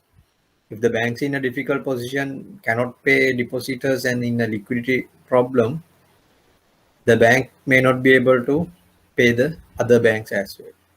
So they are expecting that cash flow, which is not received, then they face liquidity problems. Likewise, this can be a systemic issue, creating collapse of the banking system. That's why regulators pay attention or more focus on this liquidity and impose regulations on the liquidity. Not to protect individual banks, but as a system. This is very important. Then when it comes to liquidity risk, as I have explained earlier, yes. So in case that liquidity we refinance all financial obligations, no? When we define that liquidity, ability to meet all financial obligations. Yes. So in that case, the future due also included in that. No. Whenever it is due.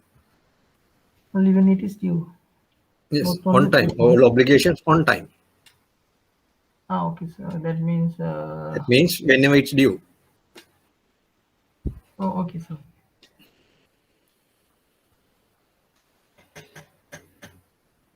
So liquidity, again, there are two folds as we discussed, and I just been here as well. One is trading liquidity. That means ability to unwind your investments or the assets and generate funds. How quickly can you sell your asset and generate cash? That is we call trading liquidity. Illiquid assets does not provide this trading liquidity. Whenever you try to sell, there will be a price drop, or you may not be able to sell it at the fair value, so you incur a loss. So that is trading liquidity. That depends on the nature of the investment. If you have a government bond, you may be able to sell it quickly. Even within the government bonds, there are some bonds which are more liquid than the others. There are some bonds in Sri Lankan context, some government bonds which are not liquid. It is not easy to sell or buy in the secondary market. So, but in policy, we consider all government bonds are liquid bonds or the liquid investments, liquid assets. So if all government bonds are eligible as to categorize as liquid assets, that is there, but there can be some level of liquidity among different bonds. And not only in Sri Lanka, even in US government bonds, there are bonds called on the run issues and off the run issues. So on the run issue bonds are much liquid than the off the run issue bonds. So that variation will be there, but still we assume government bonds are liquid. Cash, you don't have to think about it. It's cash. Treasury bills, you can consider it as government securities, more very liquid. What other liquid sources we have from the asset side? Your loan portfolio, you cannot liquidate quickly. Those are illiquid assets. So depending on the nature of the investment, whether they are liquid or illiquid, whether they can sell or not, depends.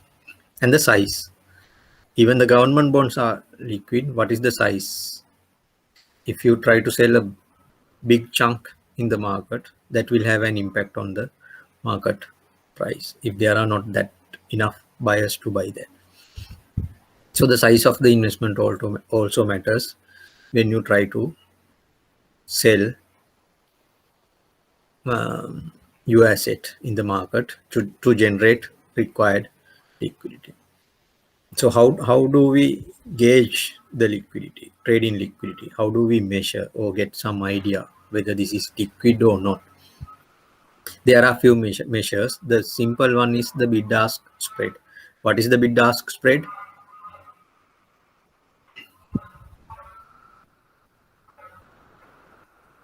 What is the bid-ask spread?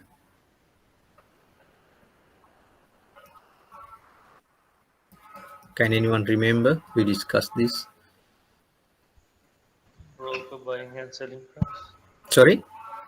Broker buying and selling price. It's not the broker only, whatever. So that's the market bid and the market offer. The difference between market bid price and the market offer price. That is the spread. There's another measure that you can divide that spread by the mid price. That means the mid price is the addition of bid price and the offer price divided by 2. So compare to the mid price, what is the bid-ask spread as a percentage of mid price. So that is also way of measuring trading liquidity. So if this bid-ask spread is very narrow, that means that there's no that much difference between buying price and selling price, whether it's a liquid market or a liquid market. What does it suggest? It's a liquid market, right? It's a liquid market. Even for the market maker, there's not that much risk. You can sell quickly at with a small margin, because the market is very liquid. There are many buyers and many sellers.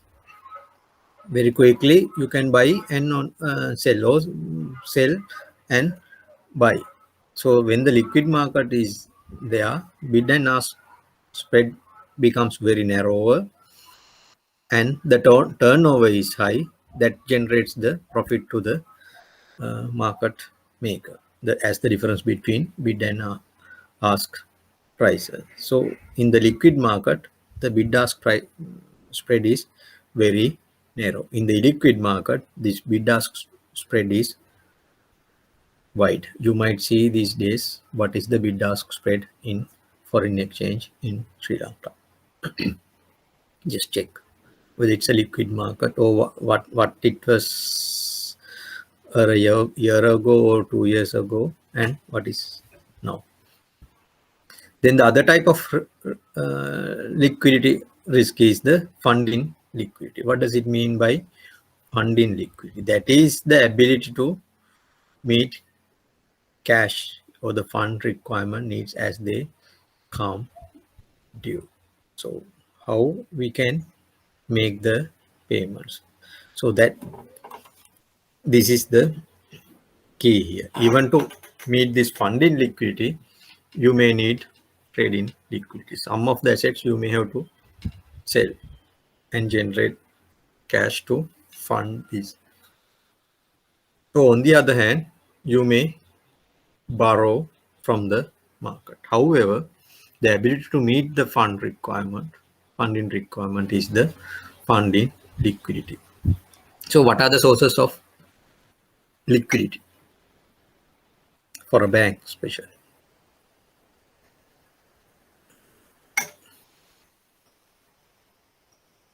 So the best, or the very first most liquid asset is cash. Cash is the most liquid asset. Then government securities. You can sell it very quickly in the secondary market. So therefore government securities also considered as liquid sources. Then wholesale deposit, retail deposits, trading book liquidation, what other than government securities, whatever the assets in your trading book, you can sell that and generate cash. And the last one is the central bank. You can come to the central bank and borrow funds from the central bank. So these wholesale deposits and retail deposits, they are not the deposits that you have placed. That is the deposits that you can generate. You collect deposits from corporates or high net worth clients. So this, or maybe from another bank. If you have a good credit worthiness, your bank has a good credit worthiness, you can borrow from the market. that gives you the liquidity. Retail deposits, because saving accounts and small time deposits, those also will provide liquidity to the bank. So when you go down, so the liquidity is somewhat getting lower, but the central bank, this is the last resort that a bank has. But there can be restrictions. So as the bank should be able to give some sort of collateral to borrow from the central bank. The central bank won't give it without taking any collateral. So the bank should have collateral which is acceptable to the central bank to lend. So, and to minimize the liquidity risk, Excuse me, sir. yes, On the run issue, what is that, sir? On the run issue and off the run issue. These are two different type of issues. no, it's depends on the market liquidity. Say mostly on the run issue means the latest or the latest issue. Say 10-year bond. What is the latest 10-year bond issued by the government? That is the on the run issue. So others becomes off the run. Then there will be high demand for the latest issue, not the previous one.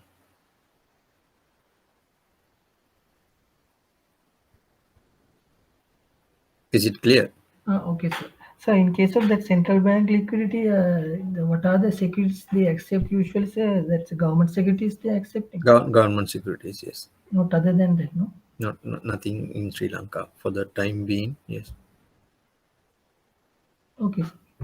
But nowadays there are different schemes,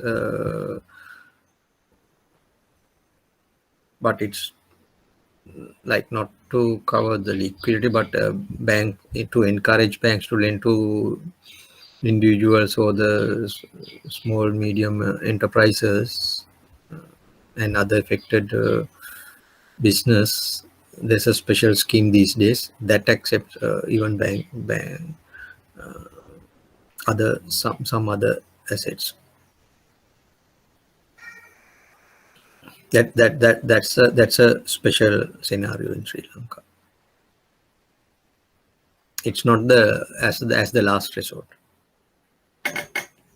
So in case of that money market, do we have to submit if you want to borrow, we have to give the securities for them also, borrowing from other banks. There are two markets. One is just without giving collateral, and one is with collateral, that repo market. But in Sri Lanka, mostly it's the repo that you give a collateral and borrow money.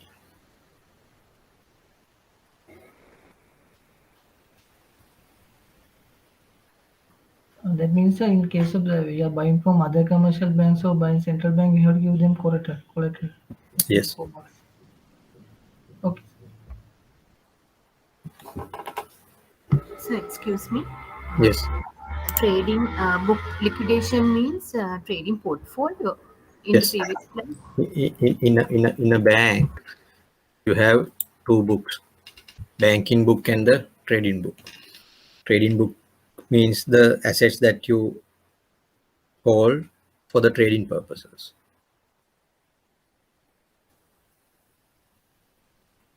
The trading book means that trading portfolio you have. Okay, sir. Thank you.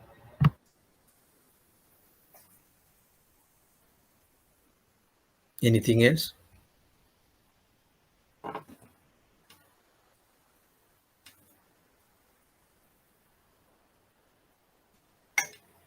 So in this slide, there are a few typos I just corrected. There was a ace here ratio, and I think this amount or one of this amount was misspelled.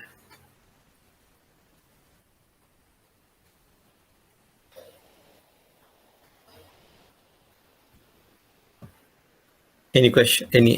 Any other question?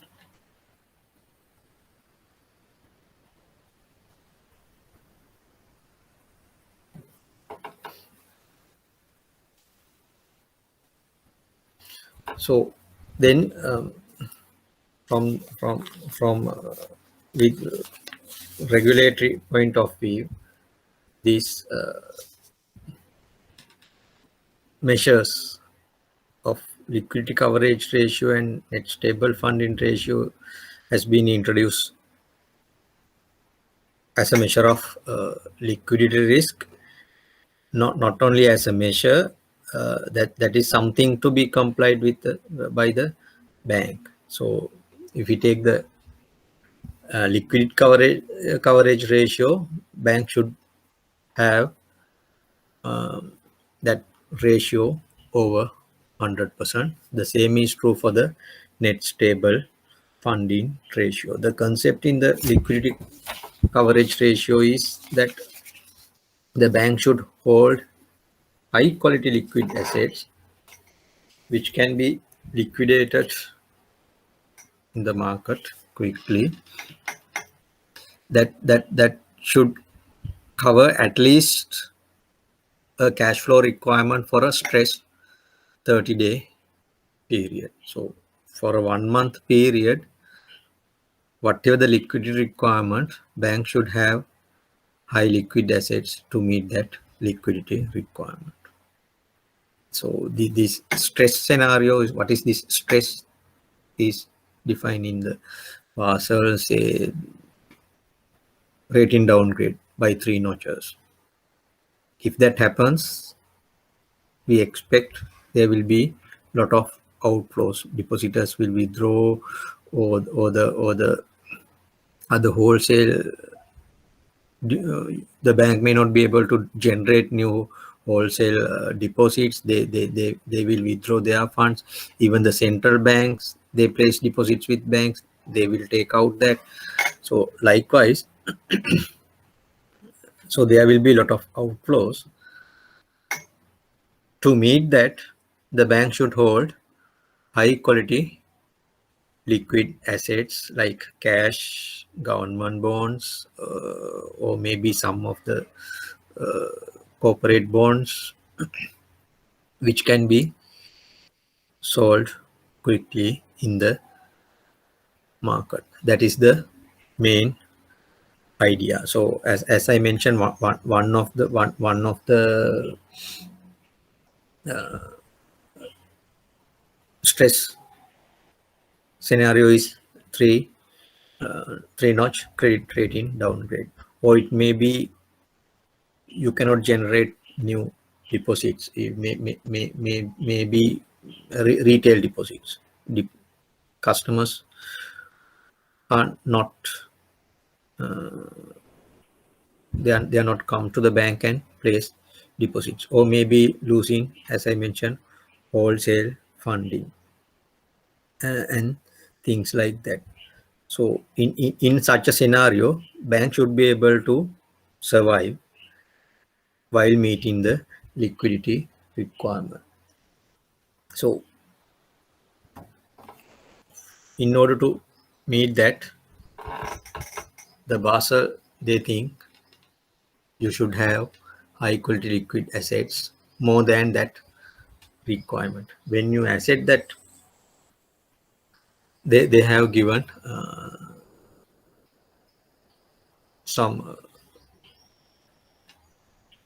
what are the assets that you can consider here, and what are the weights. Say if you have a corporate bond, you can consider only 50% of that bond value as the high quality liquid assets, something like that. So there are haircuts given when to assets high quality liquid assets. On the other side, what are the cash outflows? Depending on the type of your liability, the bank can decide, okay, retail deposits, what is the run out rate, how much will the depositors withdraw this within 30 days, what would happen to the wholesale funding, things like that. Considering all those things, the bank has to calculate this, and it should be more than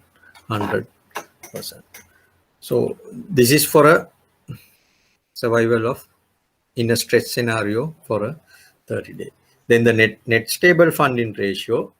So excuse me, sir. Yes. In that means 30 days means 1 into 1 day cash outflow into 30. Is it?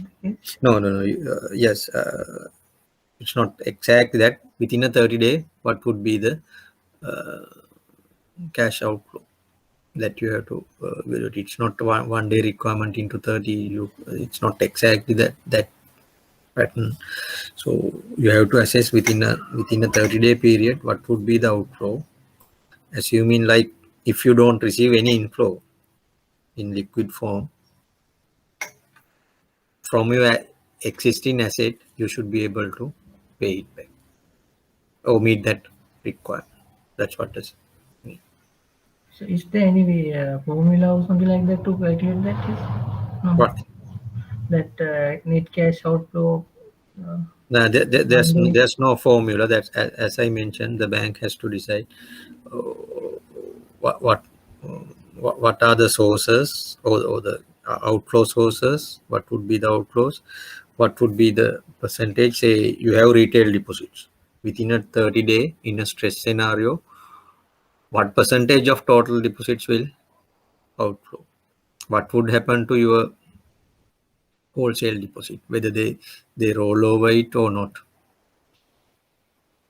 That is something to be decided by the bank.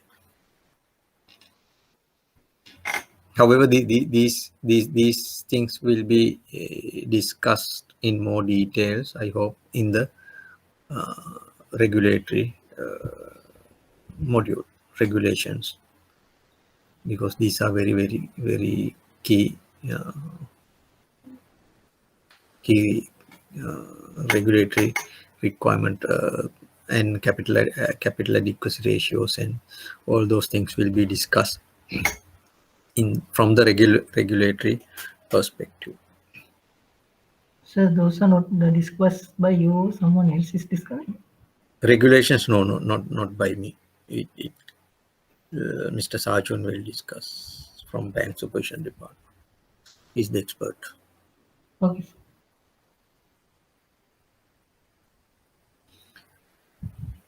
So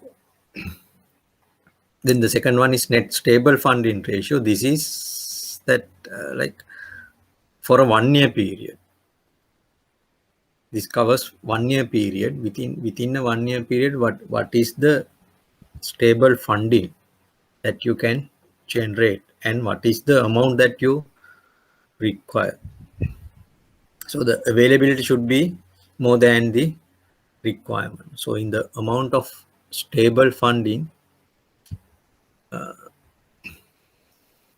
let's say what capital, is it a stable funding or not?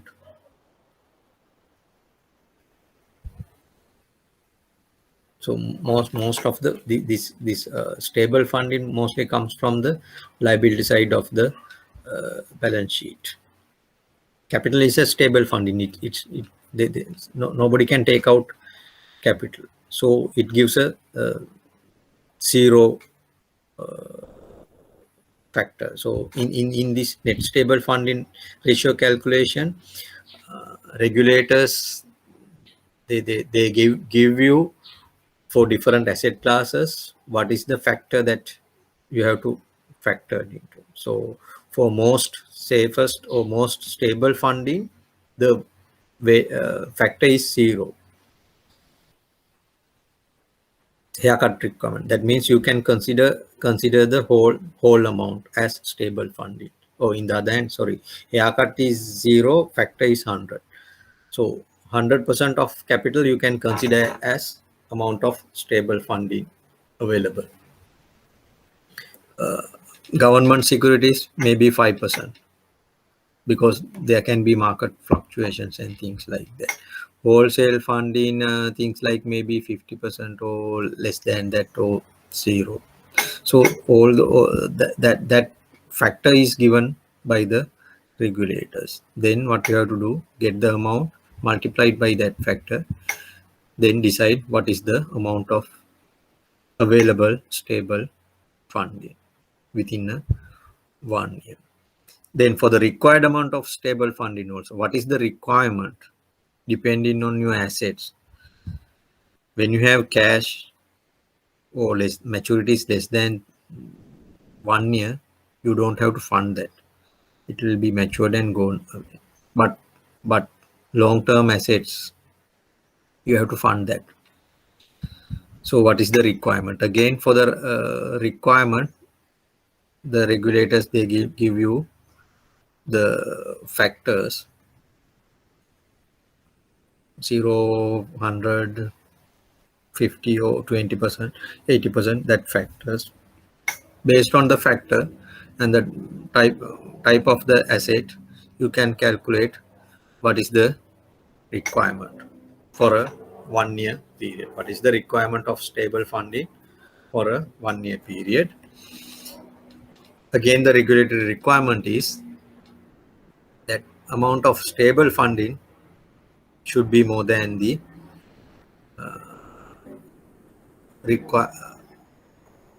amount of stable funding, means available stable funding should be more than the required amount of stable funding. So these are two key risk ratios that we nowadays used in the market and by the regulations. You have to comply these rules.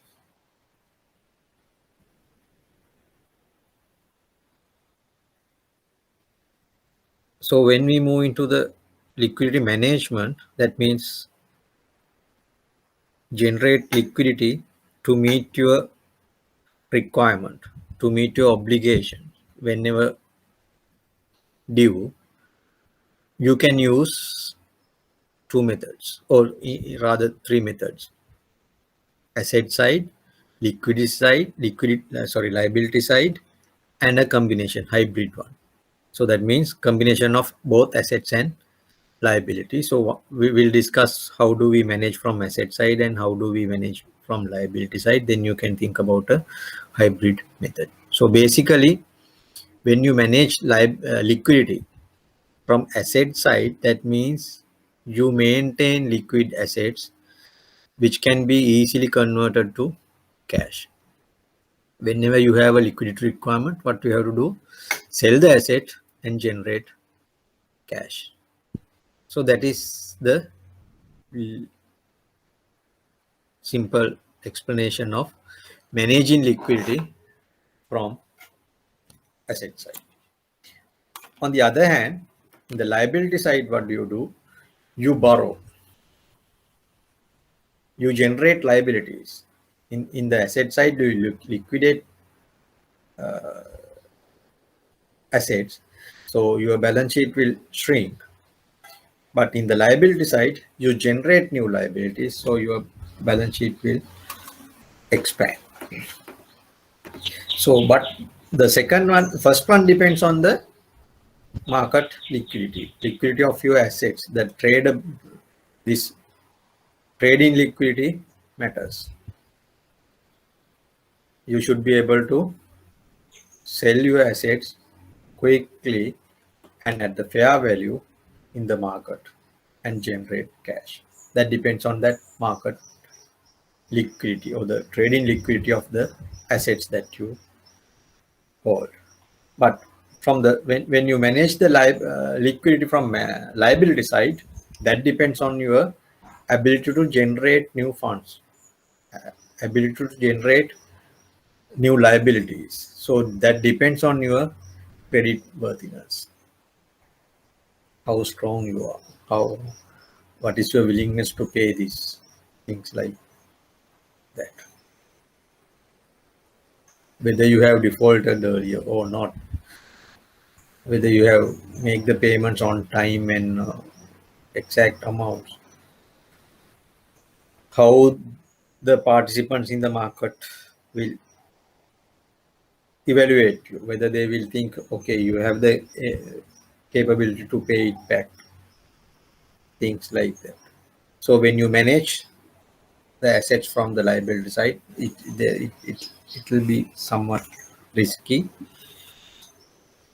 and you should be able to ready to pay whatever the cost. That means they won't lend to you for free. They will charge interest. So whenever they say that you are in a desperate situation, you need that to meet that liability, they will add a markup on the interest rate that they charge. So you may have to borrow at a slightly higher rate.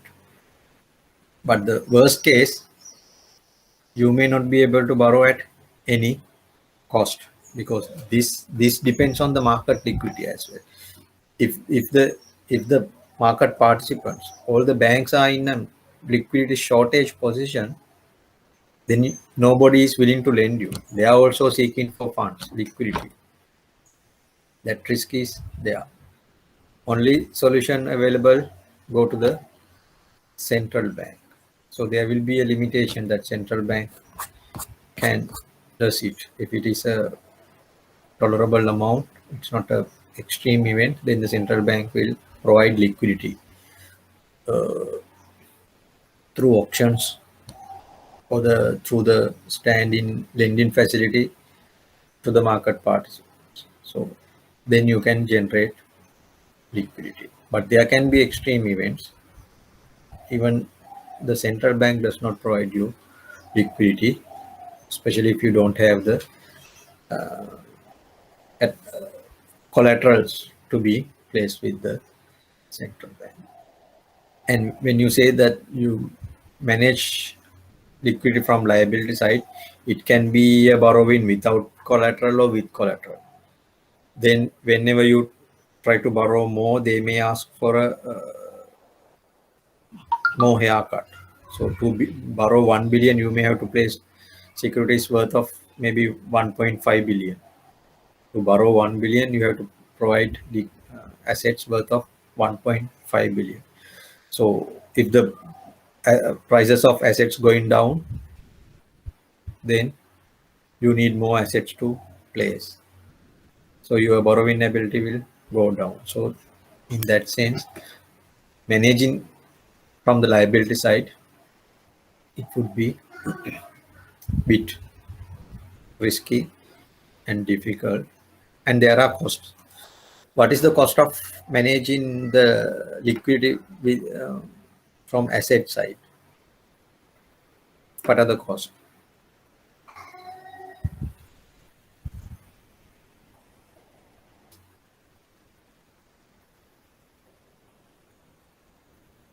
Can you maintain all your assets in liquid form?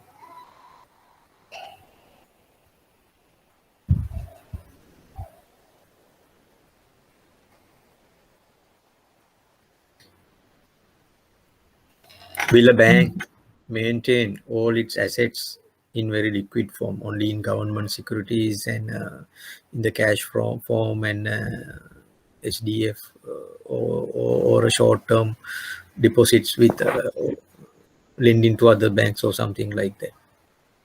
No, right? Because that won't be very profitable, right? Yes, it won't give you a good return. Whenever the liquidity increases, return decreases. So managing liquidity from asset side, there's a cost. So you forego some interest earning capacity. So when you manage it from the liability side, then the risk is you never know what would be the cost, interest, expenses that you have to incur in the future. You have to borrow it at any cost. So your interest expenses will go up, or you may not be able to borrow at all. So that is the risk and the cost.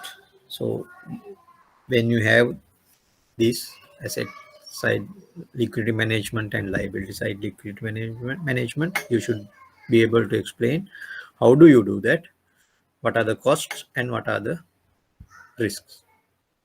So therefore, none of the banks would select only one of these to manage liquidity from asset side or manage liquidity from liability side. So instead, they will deploy a hybrid method, or that means a strategy with a mix of assets and liabilities. Part of liquidity requirement will be generated through assets. The other part will be through liabilities. So what is that mix? Depending on the market view, your view on the market and the market condition, economic conditions, all those things will be matters there. So one of the strategies used in liquidity management is gapping. Gapping we can use into with two objectives. One is to see what is our liquidity requirement. The other one is to assess what would be our interest rate risk depending on this gap. What would be our interest rate risk? If interest rate changes, what would be the impact on our net interest income? In this, we are mostly focusing on the gapping from the liquidity side. Then when it comes to interest rate risk management, we'll discuss how do we use these gap strategies and what are the consequences from the interest side. What is a gap? So I think you know negative gap and positive gap. What is a negative gap and what is a positive gap?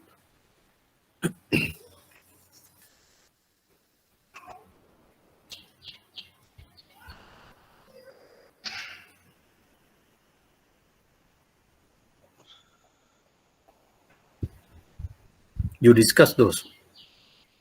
Negative gap would be a short-term, long-term liability financed via short-term asset, and positive would be the otherwise. Is it correct?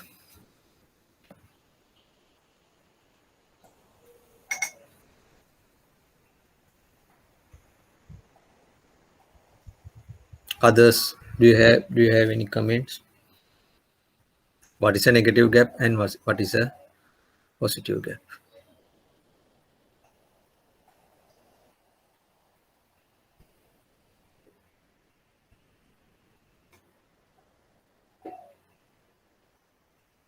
So negative means long-term assets funded by short-term liabilities. Other way. So it's other way around what the first one explains. Is it? Yes, I think. So which one is correct now?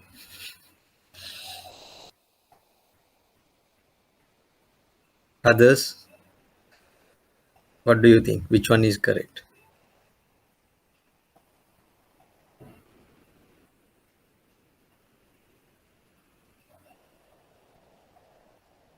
So this is just, I think maybe a week or 2 weeks ago you discussed this. So you already forget about it.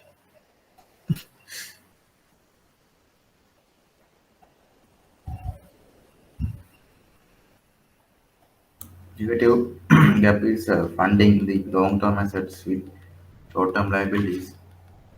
The positive gap is funding short-term assets with long-term liabilities. Yes. So whenever you say negative, so you are short. You don't have funds. You need funds. So whenever, what is the situation where you fall into that? You need funds. Whenever you have short-term liabilities. Whenever you have more liabilities than assets, so asset maturities won't give you enough cash to meet your liquidity requirement or pay your liabilities. So that means, but at the end, in the balance sheet, your assets and liabilities are matched. So that has to be the same. So in a particular period or a day, then if there are more liabilities than assets, means your assets are long term and liabilities are short term. So in that scenario, it will give you a negative gap. You have to fund that difference. So it's a negative gap. On the other hand, the positive gap happens when you have excess funds. You have excess funds when your value of your maturing assets is more than the value of your maturing liabilities. Once you pay for those liabilities, still you have some excess funds in your hand. That is a positive gap. So in this picture, it's explained in a very simple manner, assuming only one asset or a liability. So asset is for a 1 year at 30%. Liabilities only for a 6 month at 25%. Definitely you have a margin of 5%. But in 6 months, you don't have funds. You have to pay this liability. So you are short of funds. So therefore you have a negative gap. Clear? So remember this picture, then you can memorize what is a negative gap. When you have long-term assets funded with short-term liabilities, then you have a negative gap. This is a strategy. Okay, if you have, forget about the strategy. If you have this sort of a balance sheet, what are the risks that you face?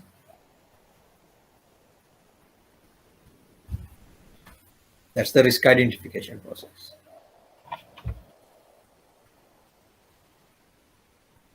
What are the risks? Liquidity risk. Liquidity risk. Why? If the borrowers, the depositors needs that money, we don't have any funding to us. We cannot fund assets. Now what has happened at the beginning, at this point, time zero, you borrowed funds for a 6-month period and you loan it for a 1-year period. Now you don't have any cash in your hands. Simple, in a very simple way, that's how. So after 6 months, you have to pay for the borrower. You have to pay these liabilities. Now you don't have cash. How do you pay? So you face the liquidity risk. So only way is if you can sell this asset on this date and generate fund, that's fine. But in general, most of the assets are not liquid. Even if it is a liquid assets, the price might have changed by this time. You may not be able to generate the required funds. So you have a negative gap. You face the liquidity risk. how do you, or what are the actions that you can take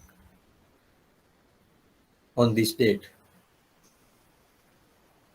Either you have to sell this asset, or either Roll over the liability. Is it possible? you have to generate a new deposit. It can be the same deposit, the same customer place it with you, or maybe a new customer, or maybe a combination, whatever. So you create a new liability. Assume the people are willing to place deposit for another 6 months with you. Still there's a risk. What is that? The rate. The rate. It may be more than 25%. But still, if it is less than 30%, you have a margin. You make a profit. But if it is more than 30%, you make a loss, at least for the second half. So whether overall it's a profit or loss depends on what is the rate that you borrow and what is the difference, or the average of the borrowing rate and the two borrowing rates and this lending rate. So whenever you have a negative gap, you face the liquidity risk. Not only liquidity risk, you face the interest rate risk as well. You may not be able to borrow funds or pay your liabilities, that is your liquidity. And interest rate risk means you may have to borrow at a higher rate or liquidate this at a loss. So if the interest rate has gone up, asset value of this asset has gone or should be gone down. So you make a loss there. That is it clear?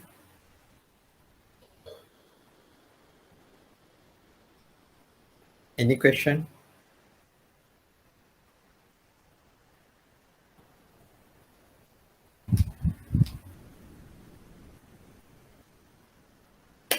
Okay, if not, tell me, when do you decide to have a balance sheet like this? What is your view? What is your expectation? Interest rate will go down.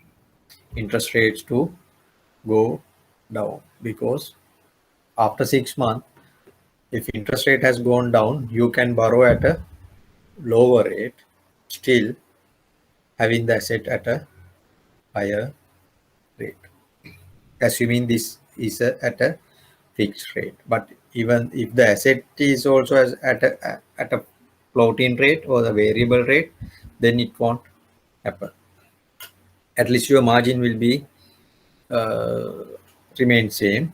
It may not give you an additional income. But if the asset is at a fixed rate and the liability is short term, you expect interest rates to go down, then you can borrow at a lower rate and generate a high net interest income. That is your strategy. I think it is explained here. Expectation on interest rate. So future short-term interest rate will remain equal or go below current market rates. Even it remains at 25%, you don't worry. If it goes down, you prefer that. So your net interest income will increase. But these are the risks. You face the liquidity risk and the price risk. Price risk is if the interest rate has gone up, you have to borrow at a higher rate. It may be above the rate the asset generates. The other thing is liquidity risk, unable to get the funds at all. If that happens, you are bankrupt. So it's a huge bet, huge risk that you are carrying. So in summary, a negative gap involves both a price risk and a liquidity risk. Then a positive gap. What is a positive gap?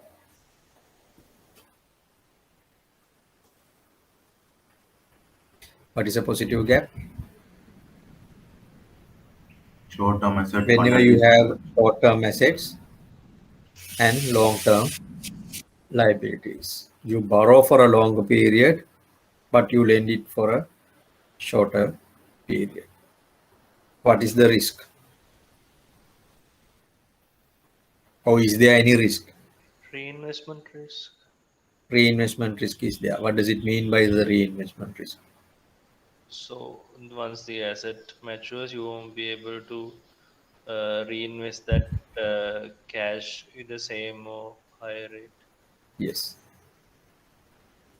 After 6 months. So whenever the asset matures, if the interest rate has gone down, your reinvestment will be at a lower rate. Again, if it is above the rate of the liability, still there will be a positive income, but at a lower level. But the worst case is if that reinvestment interest rate is below the rate that you pay for your liability, then you incur a loss. That is the risk. The reinvestment risk is there. Anything else?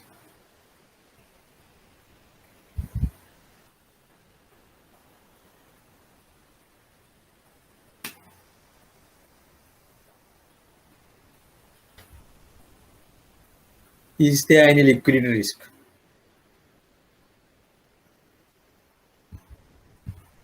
Is there any liquidity risk? No, sir. In this scenario, no, because you don't have to pay anything. Your liability matures in 1 year's time. Asset matures in 6 months' time. You have excess cash flows after 6 months. What you have to do? Reinvest it for another 6-month period. As you, the only risk is reinvestment risk. So what is your expectation? Why do you do this sort of strategy? What is your view on the interest rate?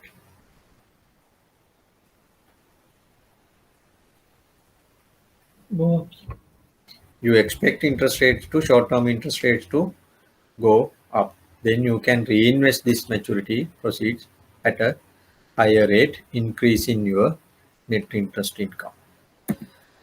So you maintain a positive gap whenever you think short-term interest rate will go up.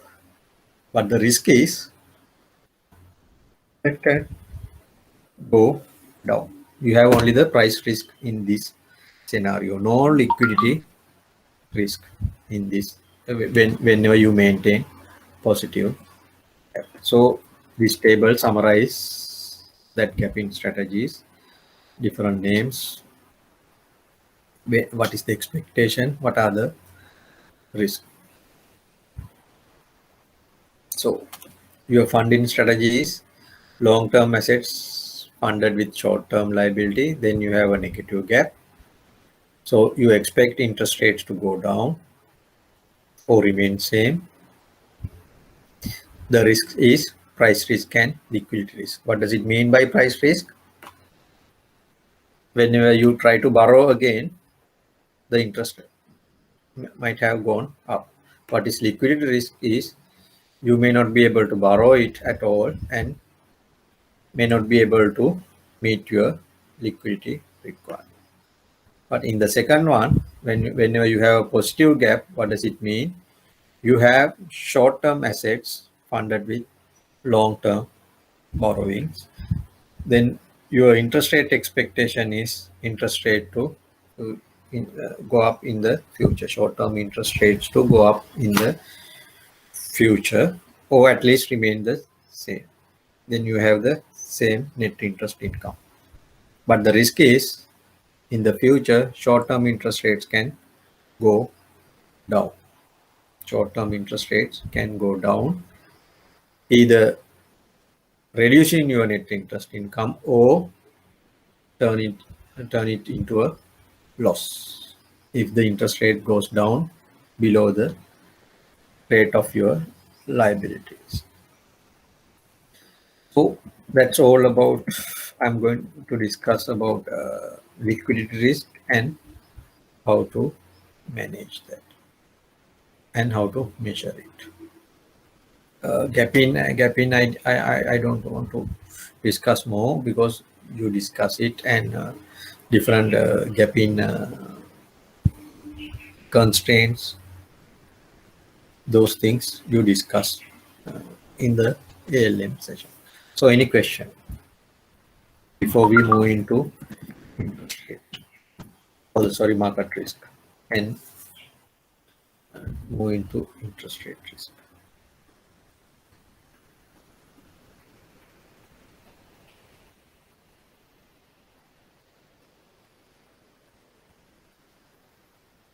Excuse me, sir. Yes. In this gapping strategies, only we consider interest rate sensitive assets and liabilities, not non-interest sensitive assets and liabilities. You do that for the interest rate risk. But for the liquidity risk, In the liquidity risk, we should consider non-interest sensitive assets and liabilities as well. it's the cash flow. Yes. Okay, thank you.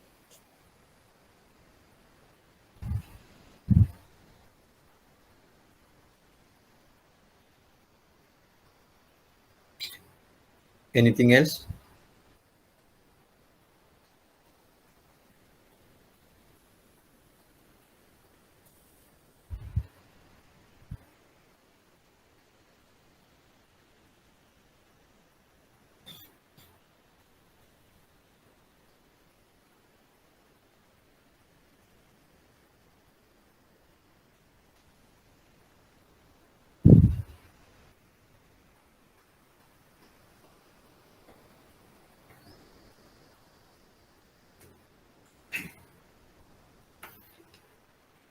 Any other question?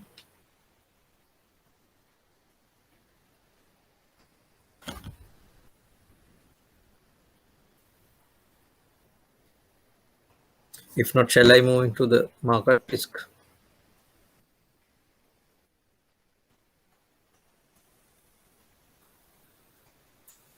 So as explained earlier, market risk is, or we call it a price risk as well, the risk arising due to market prices, changes in market prices. So market prices would change because of interest rate changes, foreign exchange rate changes, equity price changes, or the commodity price changes.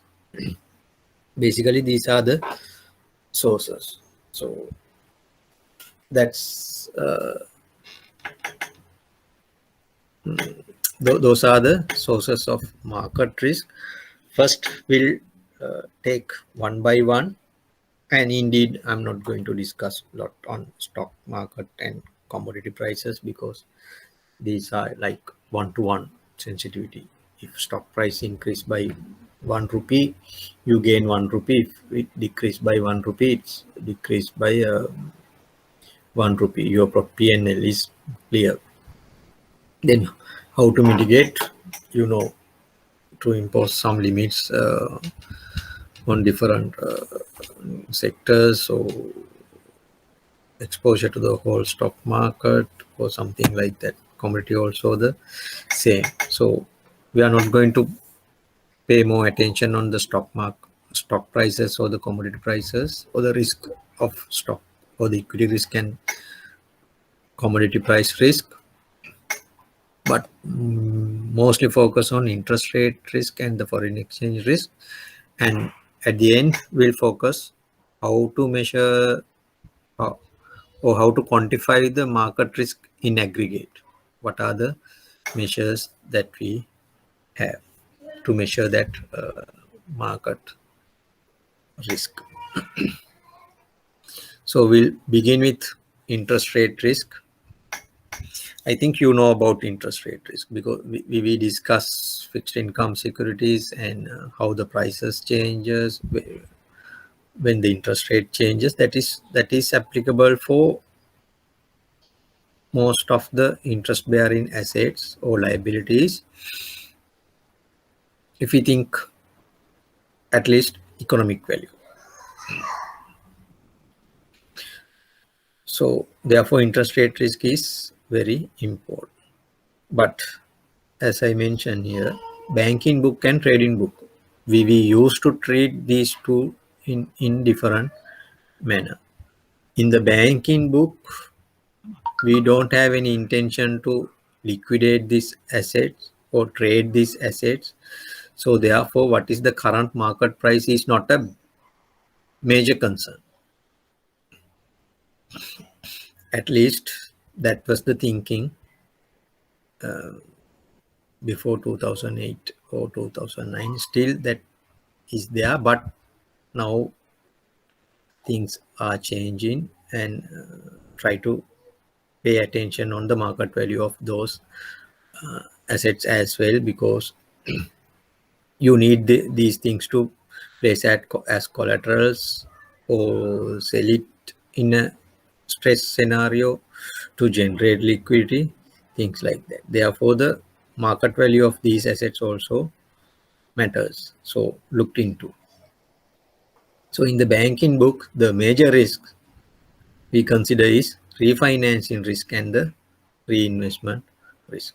What is the banking book assets are long-term assets, expect to hold until maturity. Some of the assets are indeed not tradable, you cannot sell, you have to hold it until maturity. So you have to fund that. How do you do that? In a bank, basically you do that through generating short-term liabilities. So as we discussed earlier, if the interest rate goes up, then your refinancing cost would be high. So the income generated through the banking book may be less than the funding cost or the refinancing cost that is there. Then on the other hand, as we discussed, whenever the assets are matured, we may have to reinvest those assets, roll over. Then we face the reinvestment risk. If by that time, if the interest rate has gone down, then our reinvestment is at a lower rate. At least interest income will go down, reduce. So it's a risk, not necessary to be a loss. Reduction in interest income also a sort of risk. So reinvestment risk is there for the banking book. On the other hand, trading book, as I mentioned earlier, this is the portfolio we manage to make a quick profit by doing buying and selling, trading. Do buy and sell frequently, so that difference generates you capital gains. The assets that we are holding for that purpose, we call them as the trading book or the trading portfolio. Since we do a lot of trades, or our intention is to trade it, what is the market price of the assets that we hold matters. So therefore, daily we do mark to market. We get the market prices and value our holdings. What is the current value of our holdings? So if the market price has gone down from the market price what we have bought, then it is a mark to market loss. So with the interest rate changes, that can happen. Interest bearing assets, what would happen if interest rate goes up? The price should go Price down. goes down, so your value goes down. If interest rate decreases, price goes up, your value goes up, you make a profit. So therefore we have to think about this interest rate risk. So in the trading book at least, so if the interest rate change, what would be the change in the value? How do you measure it?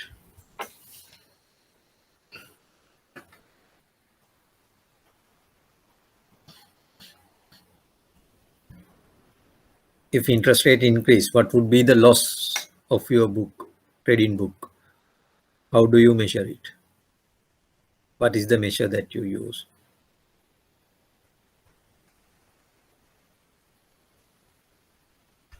Can someone tell me? How do you measure the interest rate risk?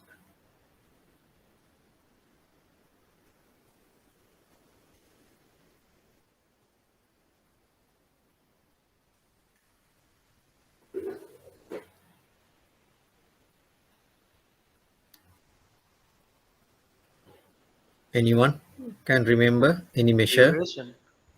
Yes, duration. Duration is the measure of interest rate risk. We know if interest rate increases by 1%, what would be the percentage loss in the portfolio? So that's a measure of interest rate risk. So even though I said that trading book, that will be applicable for the trading book, from accounting perspective, there won't be any loss on the banking book even though interest rate increases. But think it like that way. This way, say you lent it at 10% for a 5 year. After 6 months or 1 year, interest rate increases to 15%.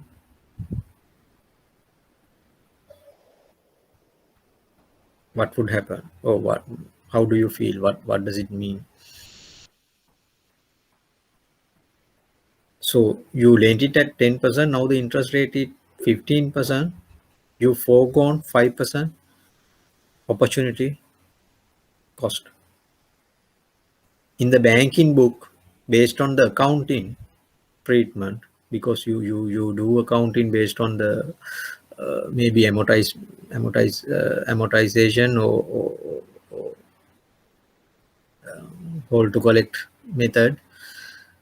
So you don't care about the current market price, but economically your asset is now less valued.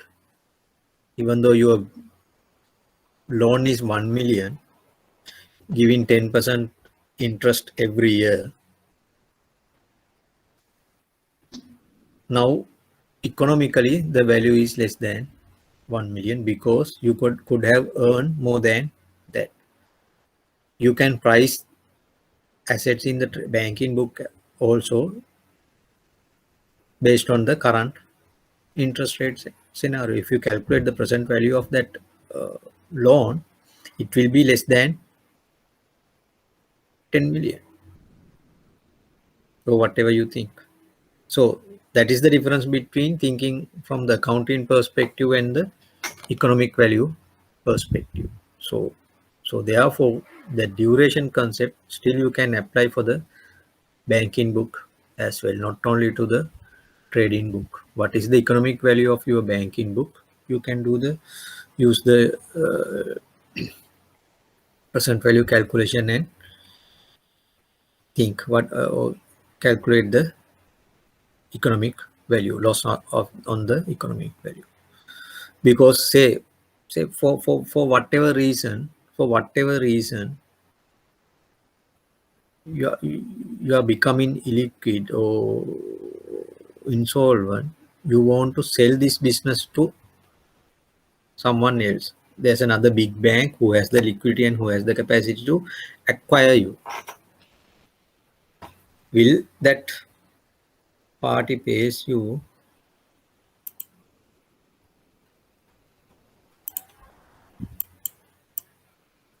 have grant a loan at 10 million, sorry, loan 10 million at 10%. Now the interest is at 15%.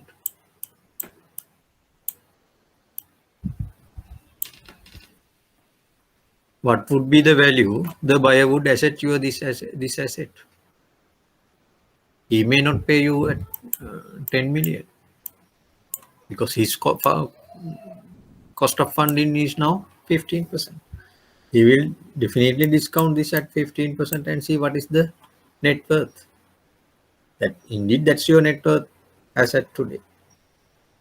So therefore, economic value is important. Though even in regulations or in the risk, we don't think about it. But that's why I mentioned at the beginning, whether you treat it from the accounting perspective or economic value perspective, the management should take that decision and know what are the repercussions. So in accounting terms, every year you will book 1 million interest income profit. It's only a profit or something like that, or maybe a amortization gain. But in reality, it's a opportunity loss that we have incurred. So all those things has to be considered in interest rate risk management. So duration is one of the measures, but here I'm not going to I will discuss duration and what is the impact. Remember, when you consider the interest rate risk, it's not only the asset side. Here both trading book and the banking book, this is from the asset.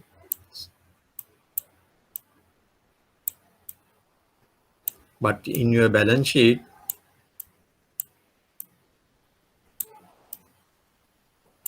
you have liabilities as well. As we discussed earlier in the liquidity management and the gap position, what would be the your position, whether you have more assets or liabilities, when what would be the impact of an interest rate change onto your net interest income to be considered. It's become a part of interest rate risk. So here at the beginning, we are going to discuss on the impact of interest rate risk on the net interest income and the economic value of the portfolio, and ultimately due to changes in assets as well as liabilities, there will be an impact on what? Changes in values and changes in asset value and liability value ultimately have an impact on what?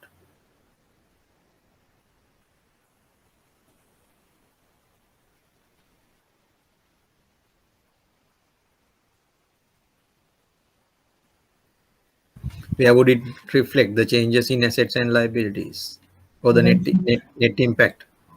Balance sheet. Balance sheet in which item?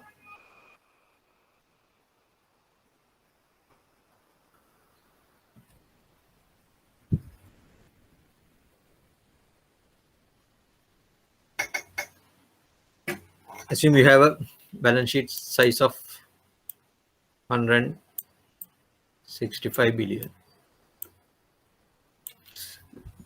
That means you total assets 165, total liabilities 165. So the fundamental equation is okay. Now the assets and liabilities, value of assets and liabilities changes. Now your total balance sheet is only 160 billion. There's a reduction of 5 billion.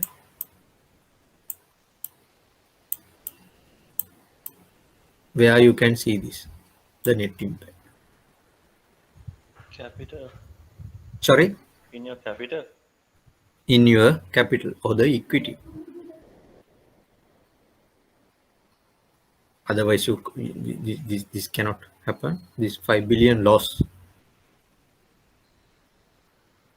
unless it's a reduction of assets, and you reduce your assets and you reduce your liabilities exactly by 5 billion, you pay it, then there won't be any impact on the capital. But just because of the say same set of assets and same set of liabilities were held, but then now the balance sheet is 160 billion, then this 5 billion should goes to the capital. Say basically this is a loss, then it should reflect. In the same manner, if it increased to 170, then it should be in the capital. Your reserves increased by 5 billion, assuming the same set of assets and liabilities are maintained. So therefore, I'm going to discuss at the end for how the interest rate changes will have an impact on the equity. That means capital. So those are the things that we are going to discuss in this interest rate risk. So, if it is the mark, if we mark in the daily mark to market, is it the case in do that even though the amount will be the same amount, that will be the reserves won't be affected that much, no? I'm not sure what's your question. So you do daily mark to market, then you said even though the same value, what does it mean, same value? That means, let's say 5 billion we have reduced in the market value, but if you do it, if we adjust to market in the balance sheet, that 5 million won't be deducted from the reserve as 5 million, but it will be less, no? Why? Because the both assets and liability will be adjusted to market, no? Yes, I'm referring here the net impact. Okay. Okay. That's good point. Okay, now you have, say this is total. Assume you have interest rate sensitive assets 100 and interest rate sensitive liabilities 100. Make it simple here.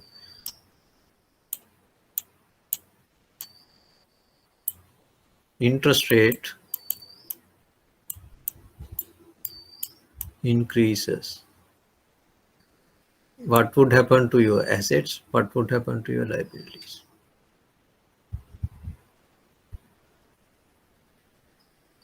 In value.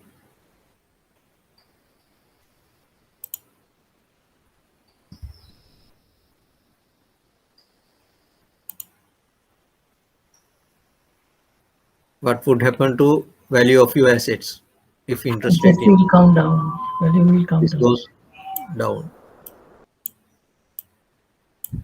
What would happen to the value of your liabilities? It's go up. Go Up. up. Okay. Is it correct? This answer. When the interest rate goes up, value of asset decreases, value of liabilities increases. Any other answers?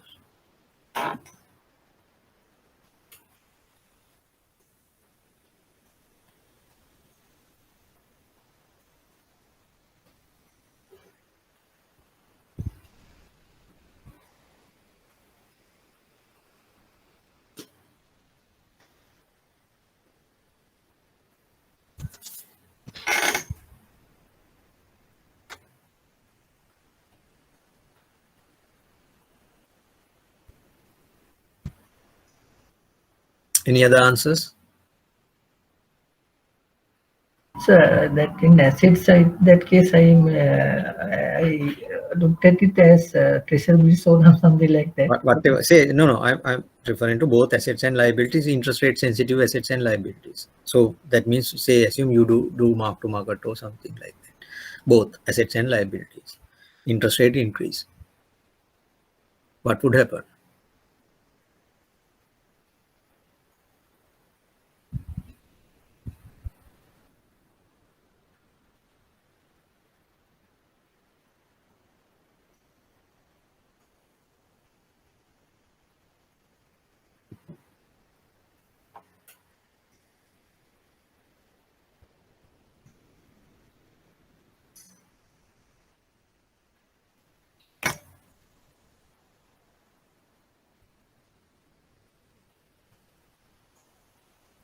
Any answers? Others?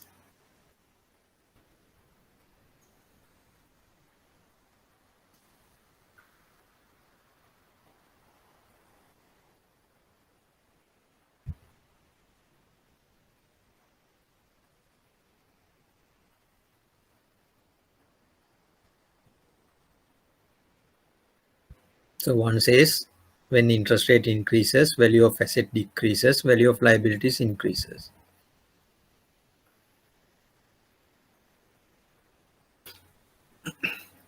Is it correct? Or any other answers?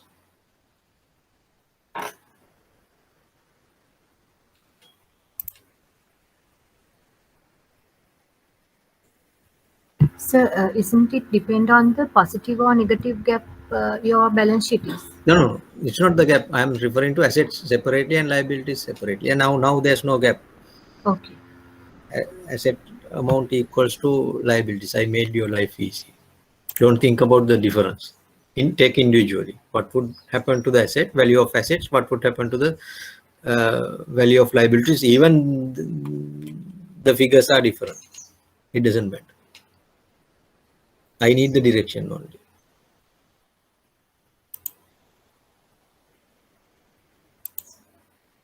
Asset value also goes up, no, in this case? Asset value also goes up. Goes up, yeah. When interest rate increase, the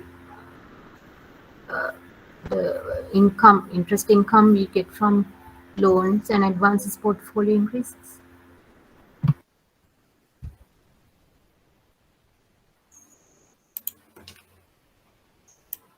This goes up.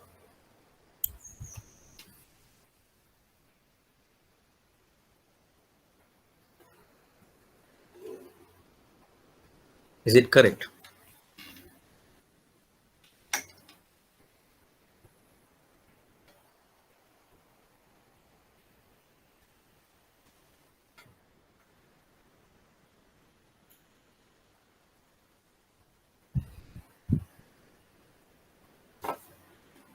Any other answers?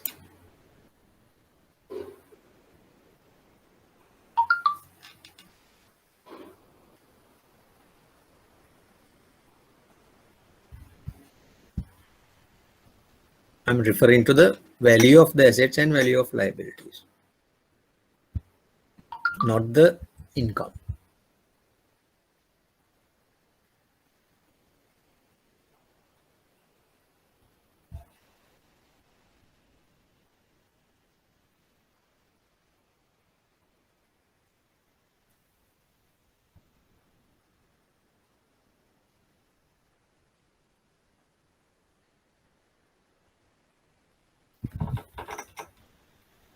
I'll ask another question. Consider this liability. This liability should be a asset of someone else, or maybe a set of some other parties. Say, to make it simple, we assume that's bank B. So the bank A has borrowed from bank B. So this 100 million is an asset for that bank. there's a liability, so whatever liabilities also forget about.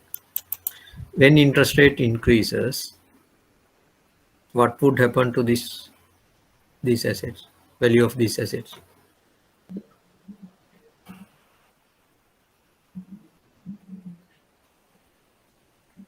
Or to make it, I don't know whether complicate or simplified, assume these assets of this bank that can be liabilities of another party or more parties. What would happen to these when interest rate increases to this value?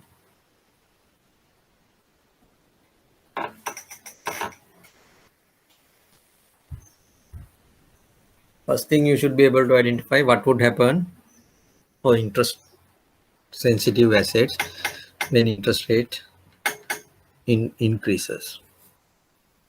What would happen to the value of interest bearing assets when interest rate increases, assuming fixed rate assets?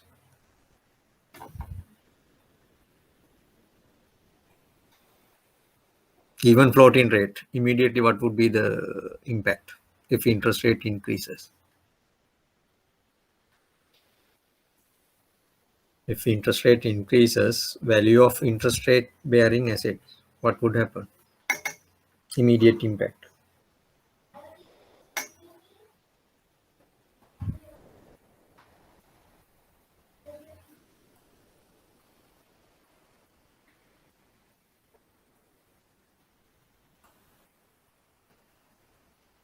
Goes down. Sorry? Goes down. Goes down. Why?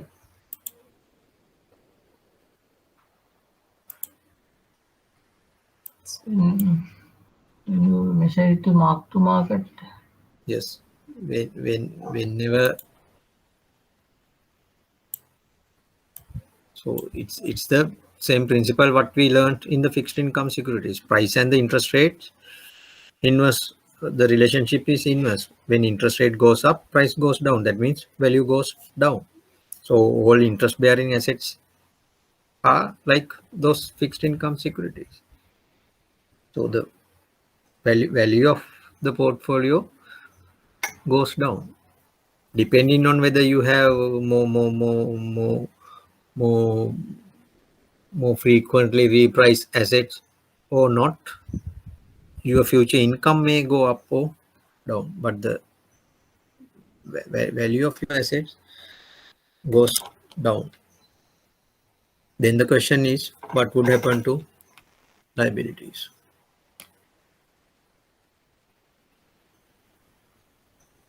Okay, this value goes down. What would happen to the liabilities of the other party? Assume only 3 banks. The bank A has borrowed from bank B 100 million. That's the liability of bank BA, and it's an asset of bank A. Then the bank A has lent that money to bank C, so that becomes asset of bank A and liability of bank C. Now interest rate increases. Asset value of bank A decreases. What would happen to the liability of bank A? What would happen to the asset of bank B? What would happen to the liability of bank C?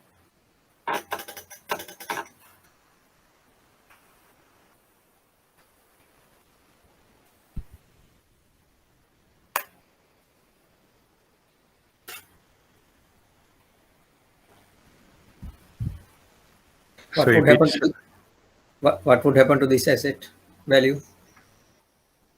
It goes down, sir. It Prices, should go.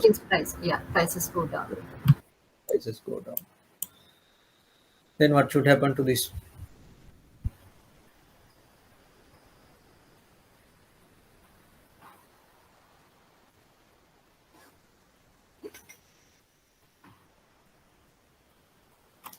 And to this? Liability value goes up. Liability value goes up.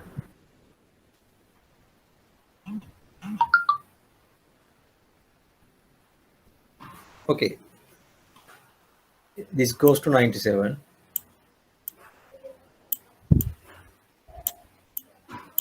This goes to what? 103, 105, 102. What is the difference? Then towards which party this liability falls with the 103? Now, because his asset is only 97, his liability is 103. So whenever he pays to this party asks only for 97. He's trying to pay 103. Can that be happen? The same asset, same thing.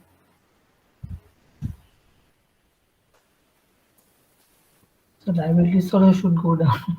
Hmm? Liabilities also should go down. Liability value also should go down. Otherwise, there's a creation of, I don't know whether it's creation or loss, because this side loss, this side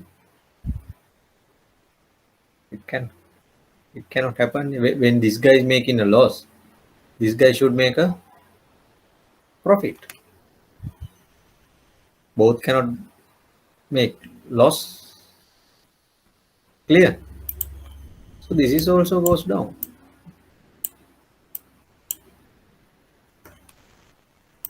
That's the first thing that you have to identify. So whether it's asset or liability, the value of the instrument goes down. That's what happened. Say bond. Say you buy a bond from a government. What is the market price of that bond based on the discounted cash flows? So the figure becomes asset for a buyer, and that figure becomes a liability for the borrower based on the market values. So when the interest rate goes up, when you have borrowed at a lower rate, you gain or loss. You borrow when the interest rate at 10%, now the interest rate is 15%. Is it good for you or bad for you? Good for. It's good for you. So it should be a profit. So when liability should go down. So think about it. We'll stop here. So think about it, how these things happen, and refresh your knowledge on duration and this interest rate and price sensitivities. So then we can and the gap analysis. Then we can discuss. Okay? In the next bit is about the gap analysis and duration analysis, how to manage interest rate risk. In the gap analysis, again we are talking about risk sensitive asset and risk sensitive liabilities, and again positive gap, negative gap, what would happen. Take a small example and see what would be the impact on the interest income, change in the interest income. So then we'll use the duration for the, sorry, not there, in this duration gap analysis, and see how that will have an impact on the equity. What would be the change in equity? So that's the way forward. So you have the presentation, you can go through and study the background or refresh your knowledge on the required topics or the concepts that we have already discussed. So, excuse Yes. me, when you find time, can you explain what is what is the mechanism of mark to market? Okay.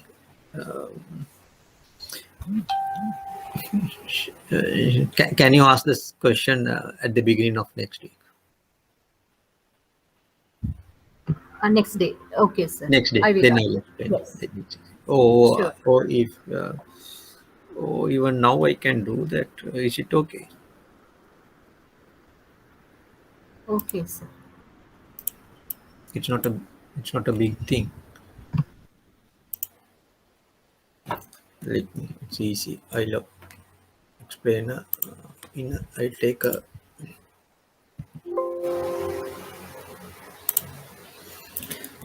Excel sheet.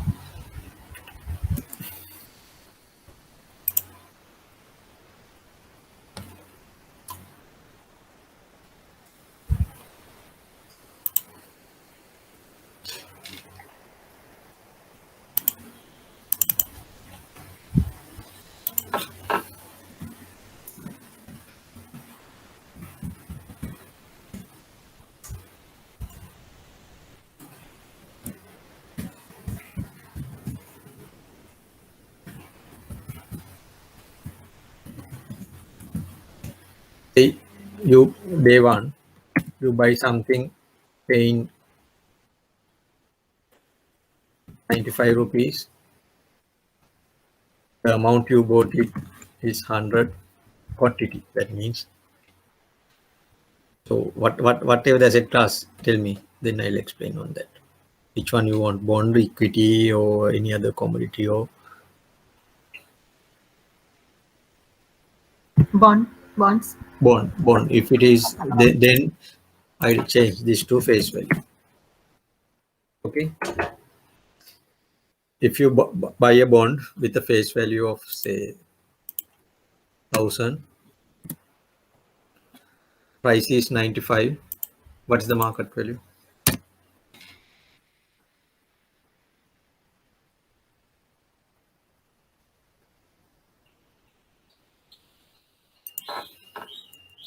It is the price into face value divided by 100, because price is as a percentage. For 100 face value, we pay 95. Then what?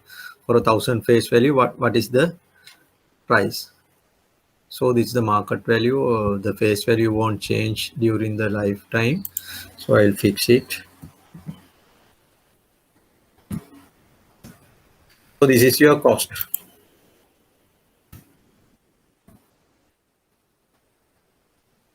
Day 2, next day market price goes to 96.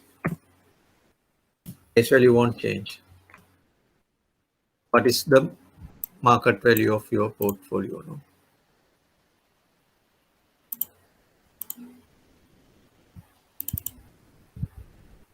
It's 96. Is it correct? Is it clear? You Yes. have a bond with a face value of 1,000. Now the market price is 96. So the market value of that is 96. What is the profit or loss? 96 minus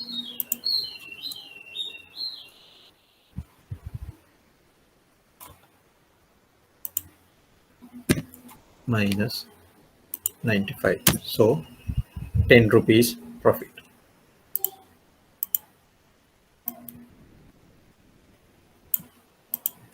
So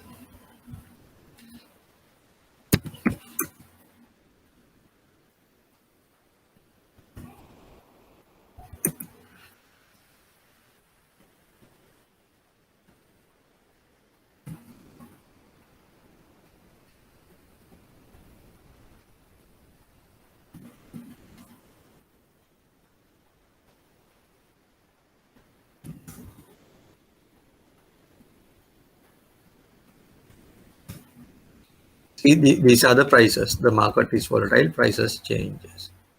So then what do you do?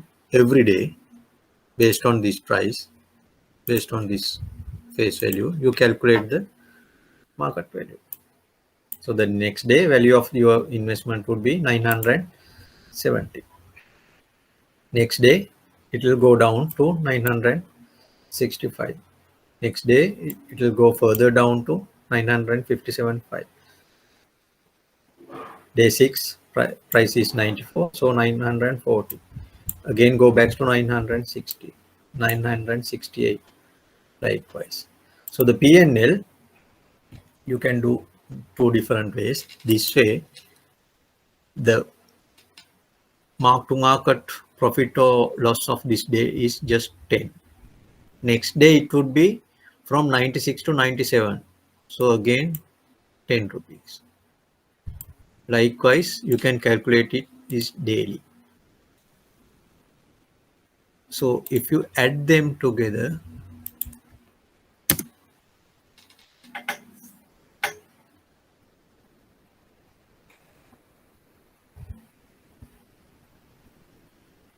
you get 18. This is the final impact should be on the P&L. Daily you post this, then you add,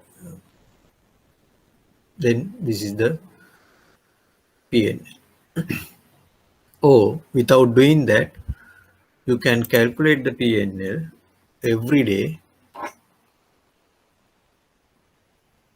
current value minus original value.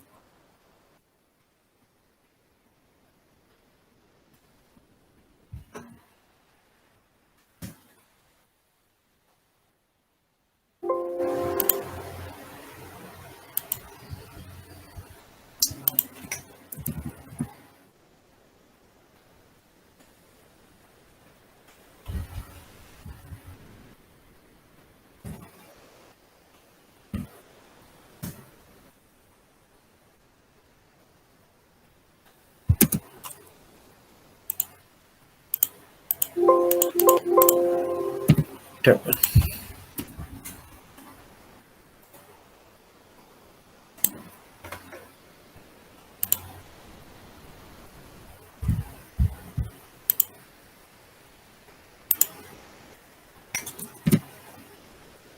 Current value minus cost.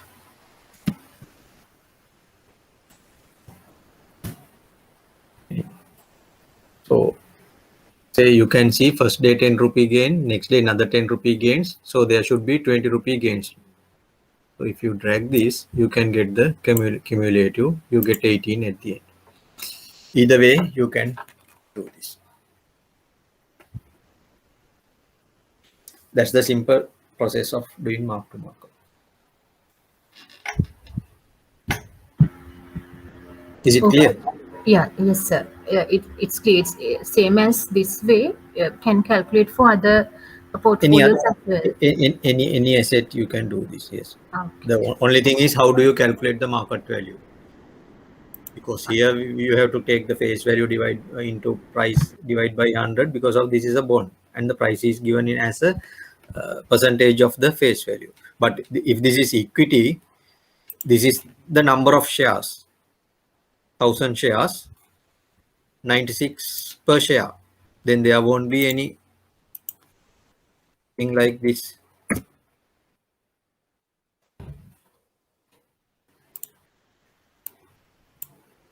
So this is the P&L.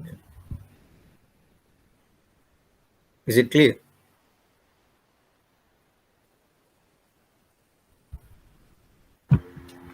Okay, sir. Thank you. Got the idea now. Yes. Yeah. Thank you very much. Anything else? So this can be applied to liabilities also. Same thing. Yes. Other than If this is a liability, market value of your liability changes every day. the direction is the same as the assets, no? Liabilities is the same. Sorry? Direction of the movement is the same as the assets. Yes, because it's the market price changes. Value of the instrument or the value of the asset created in the market changes. So whenever you create an asset in the market, it an asset to a one party and liability to another party. So there cannot be one value to the parties holding it as an asset and another value to a party who's holding it as an liability. That cannot be. Then where goes the difference?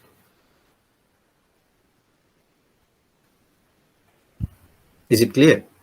Did you get my Yes, point? yes. I think. Say you have your vehicle at your home. So depending on the market price, that goes up and down. So if you have mortgaged it to someone else, still the value of that vehicle is the same. It can't be something else. If you use the same pricing source, if you use two different pricing sources, then there will be that mismatch. That's a different story. Say, to price this, you got these figures from one source. The other party may take prices from another source. Then there will be small differences in prices. Say if you take a government bond and you want to do the pricing, the price that you see at the end of the day in the market may be differ from the price given by the public debt department of the central bank at the day. And there can be a difference. If you take these two different prices, then it will be there will be a difference. But other than that, theoretically, this should happen. At least the direction should be the same way. And even though two different prices sources, there cannot be significant deviations. So this mark to market is done by every day by the banks in the trade.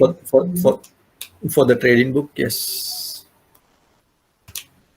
In the banking book, there's no requirement to do that. No requirement to do mark to market. Okay, sir. Thank you. Okay. Anything else?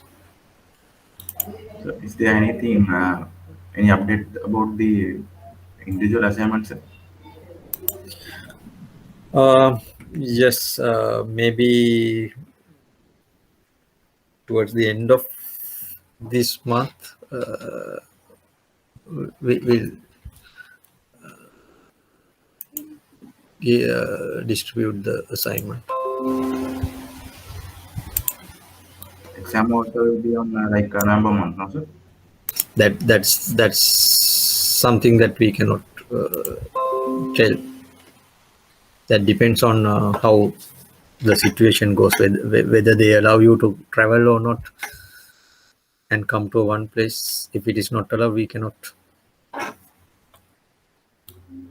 Okay, sir. Thank you.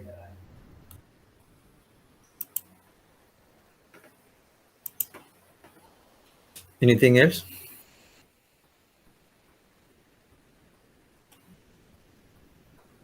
If not, shall we stop here? So be ready with the refresh knowledge with the on the topics that I explained, gaps and the duration. Next week definitely we need that, and probably we will be able to start FX risk as well. Then therefore refresh your knowledge on foreign exchange transactions as well. Okay, then we'll stop here.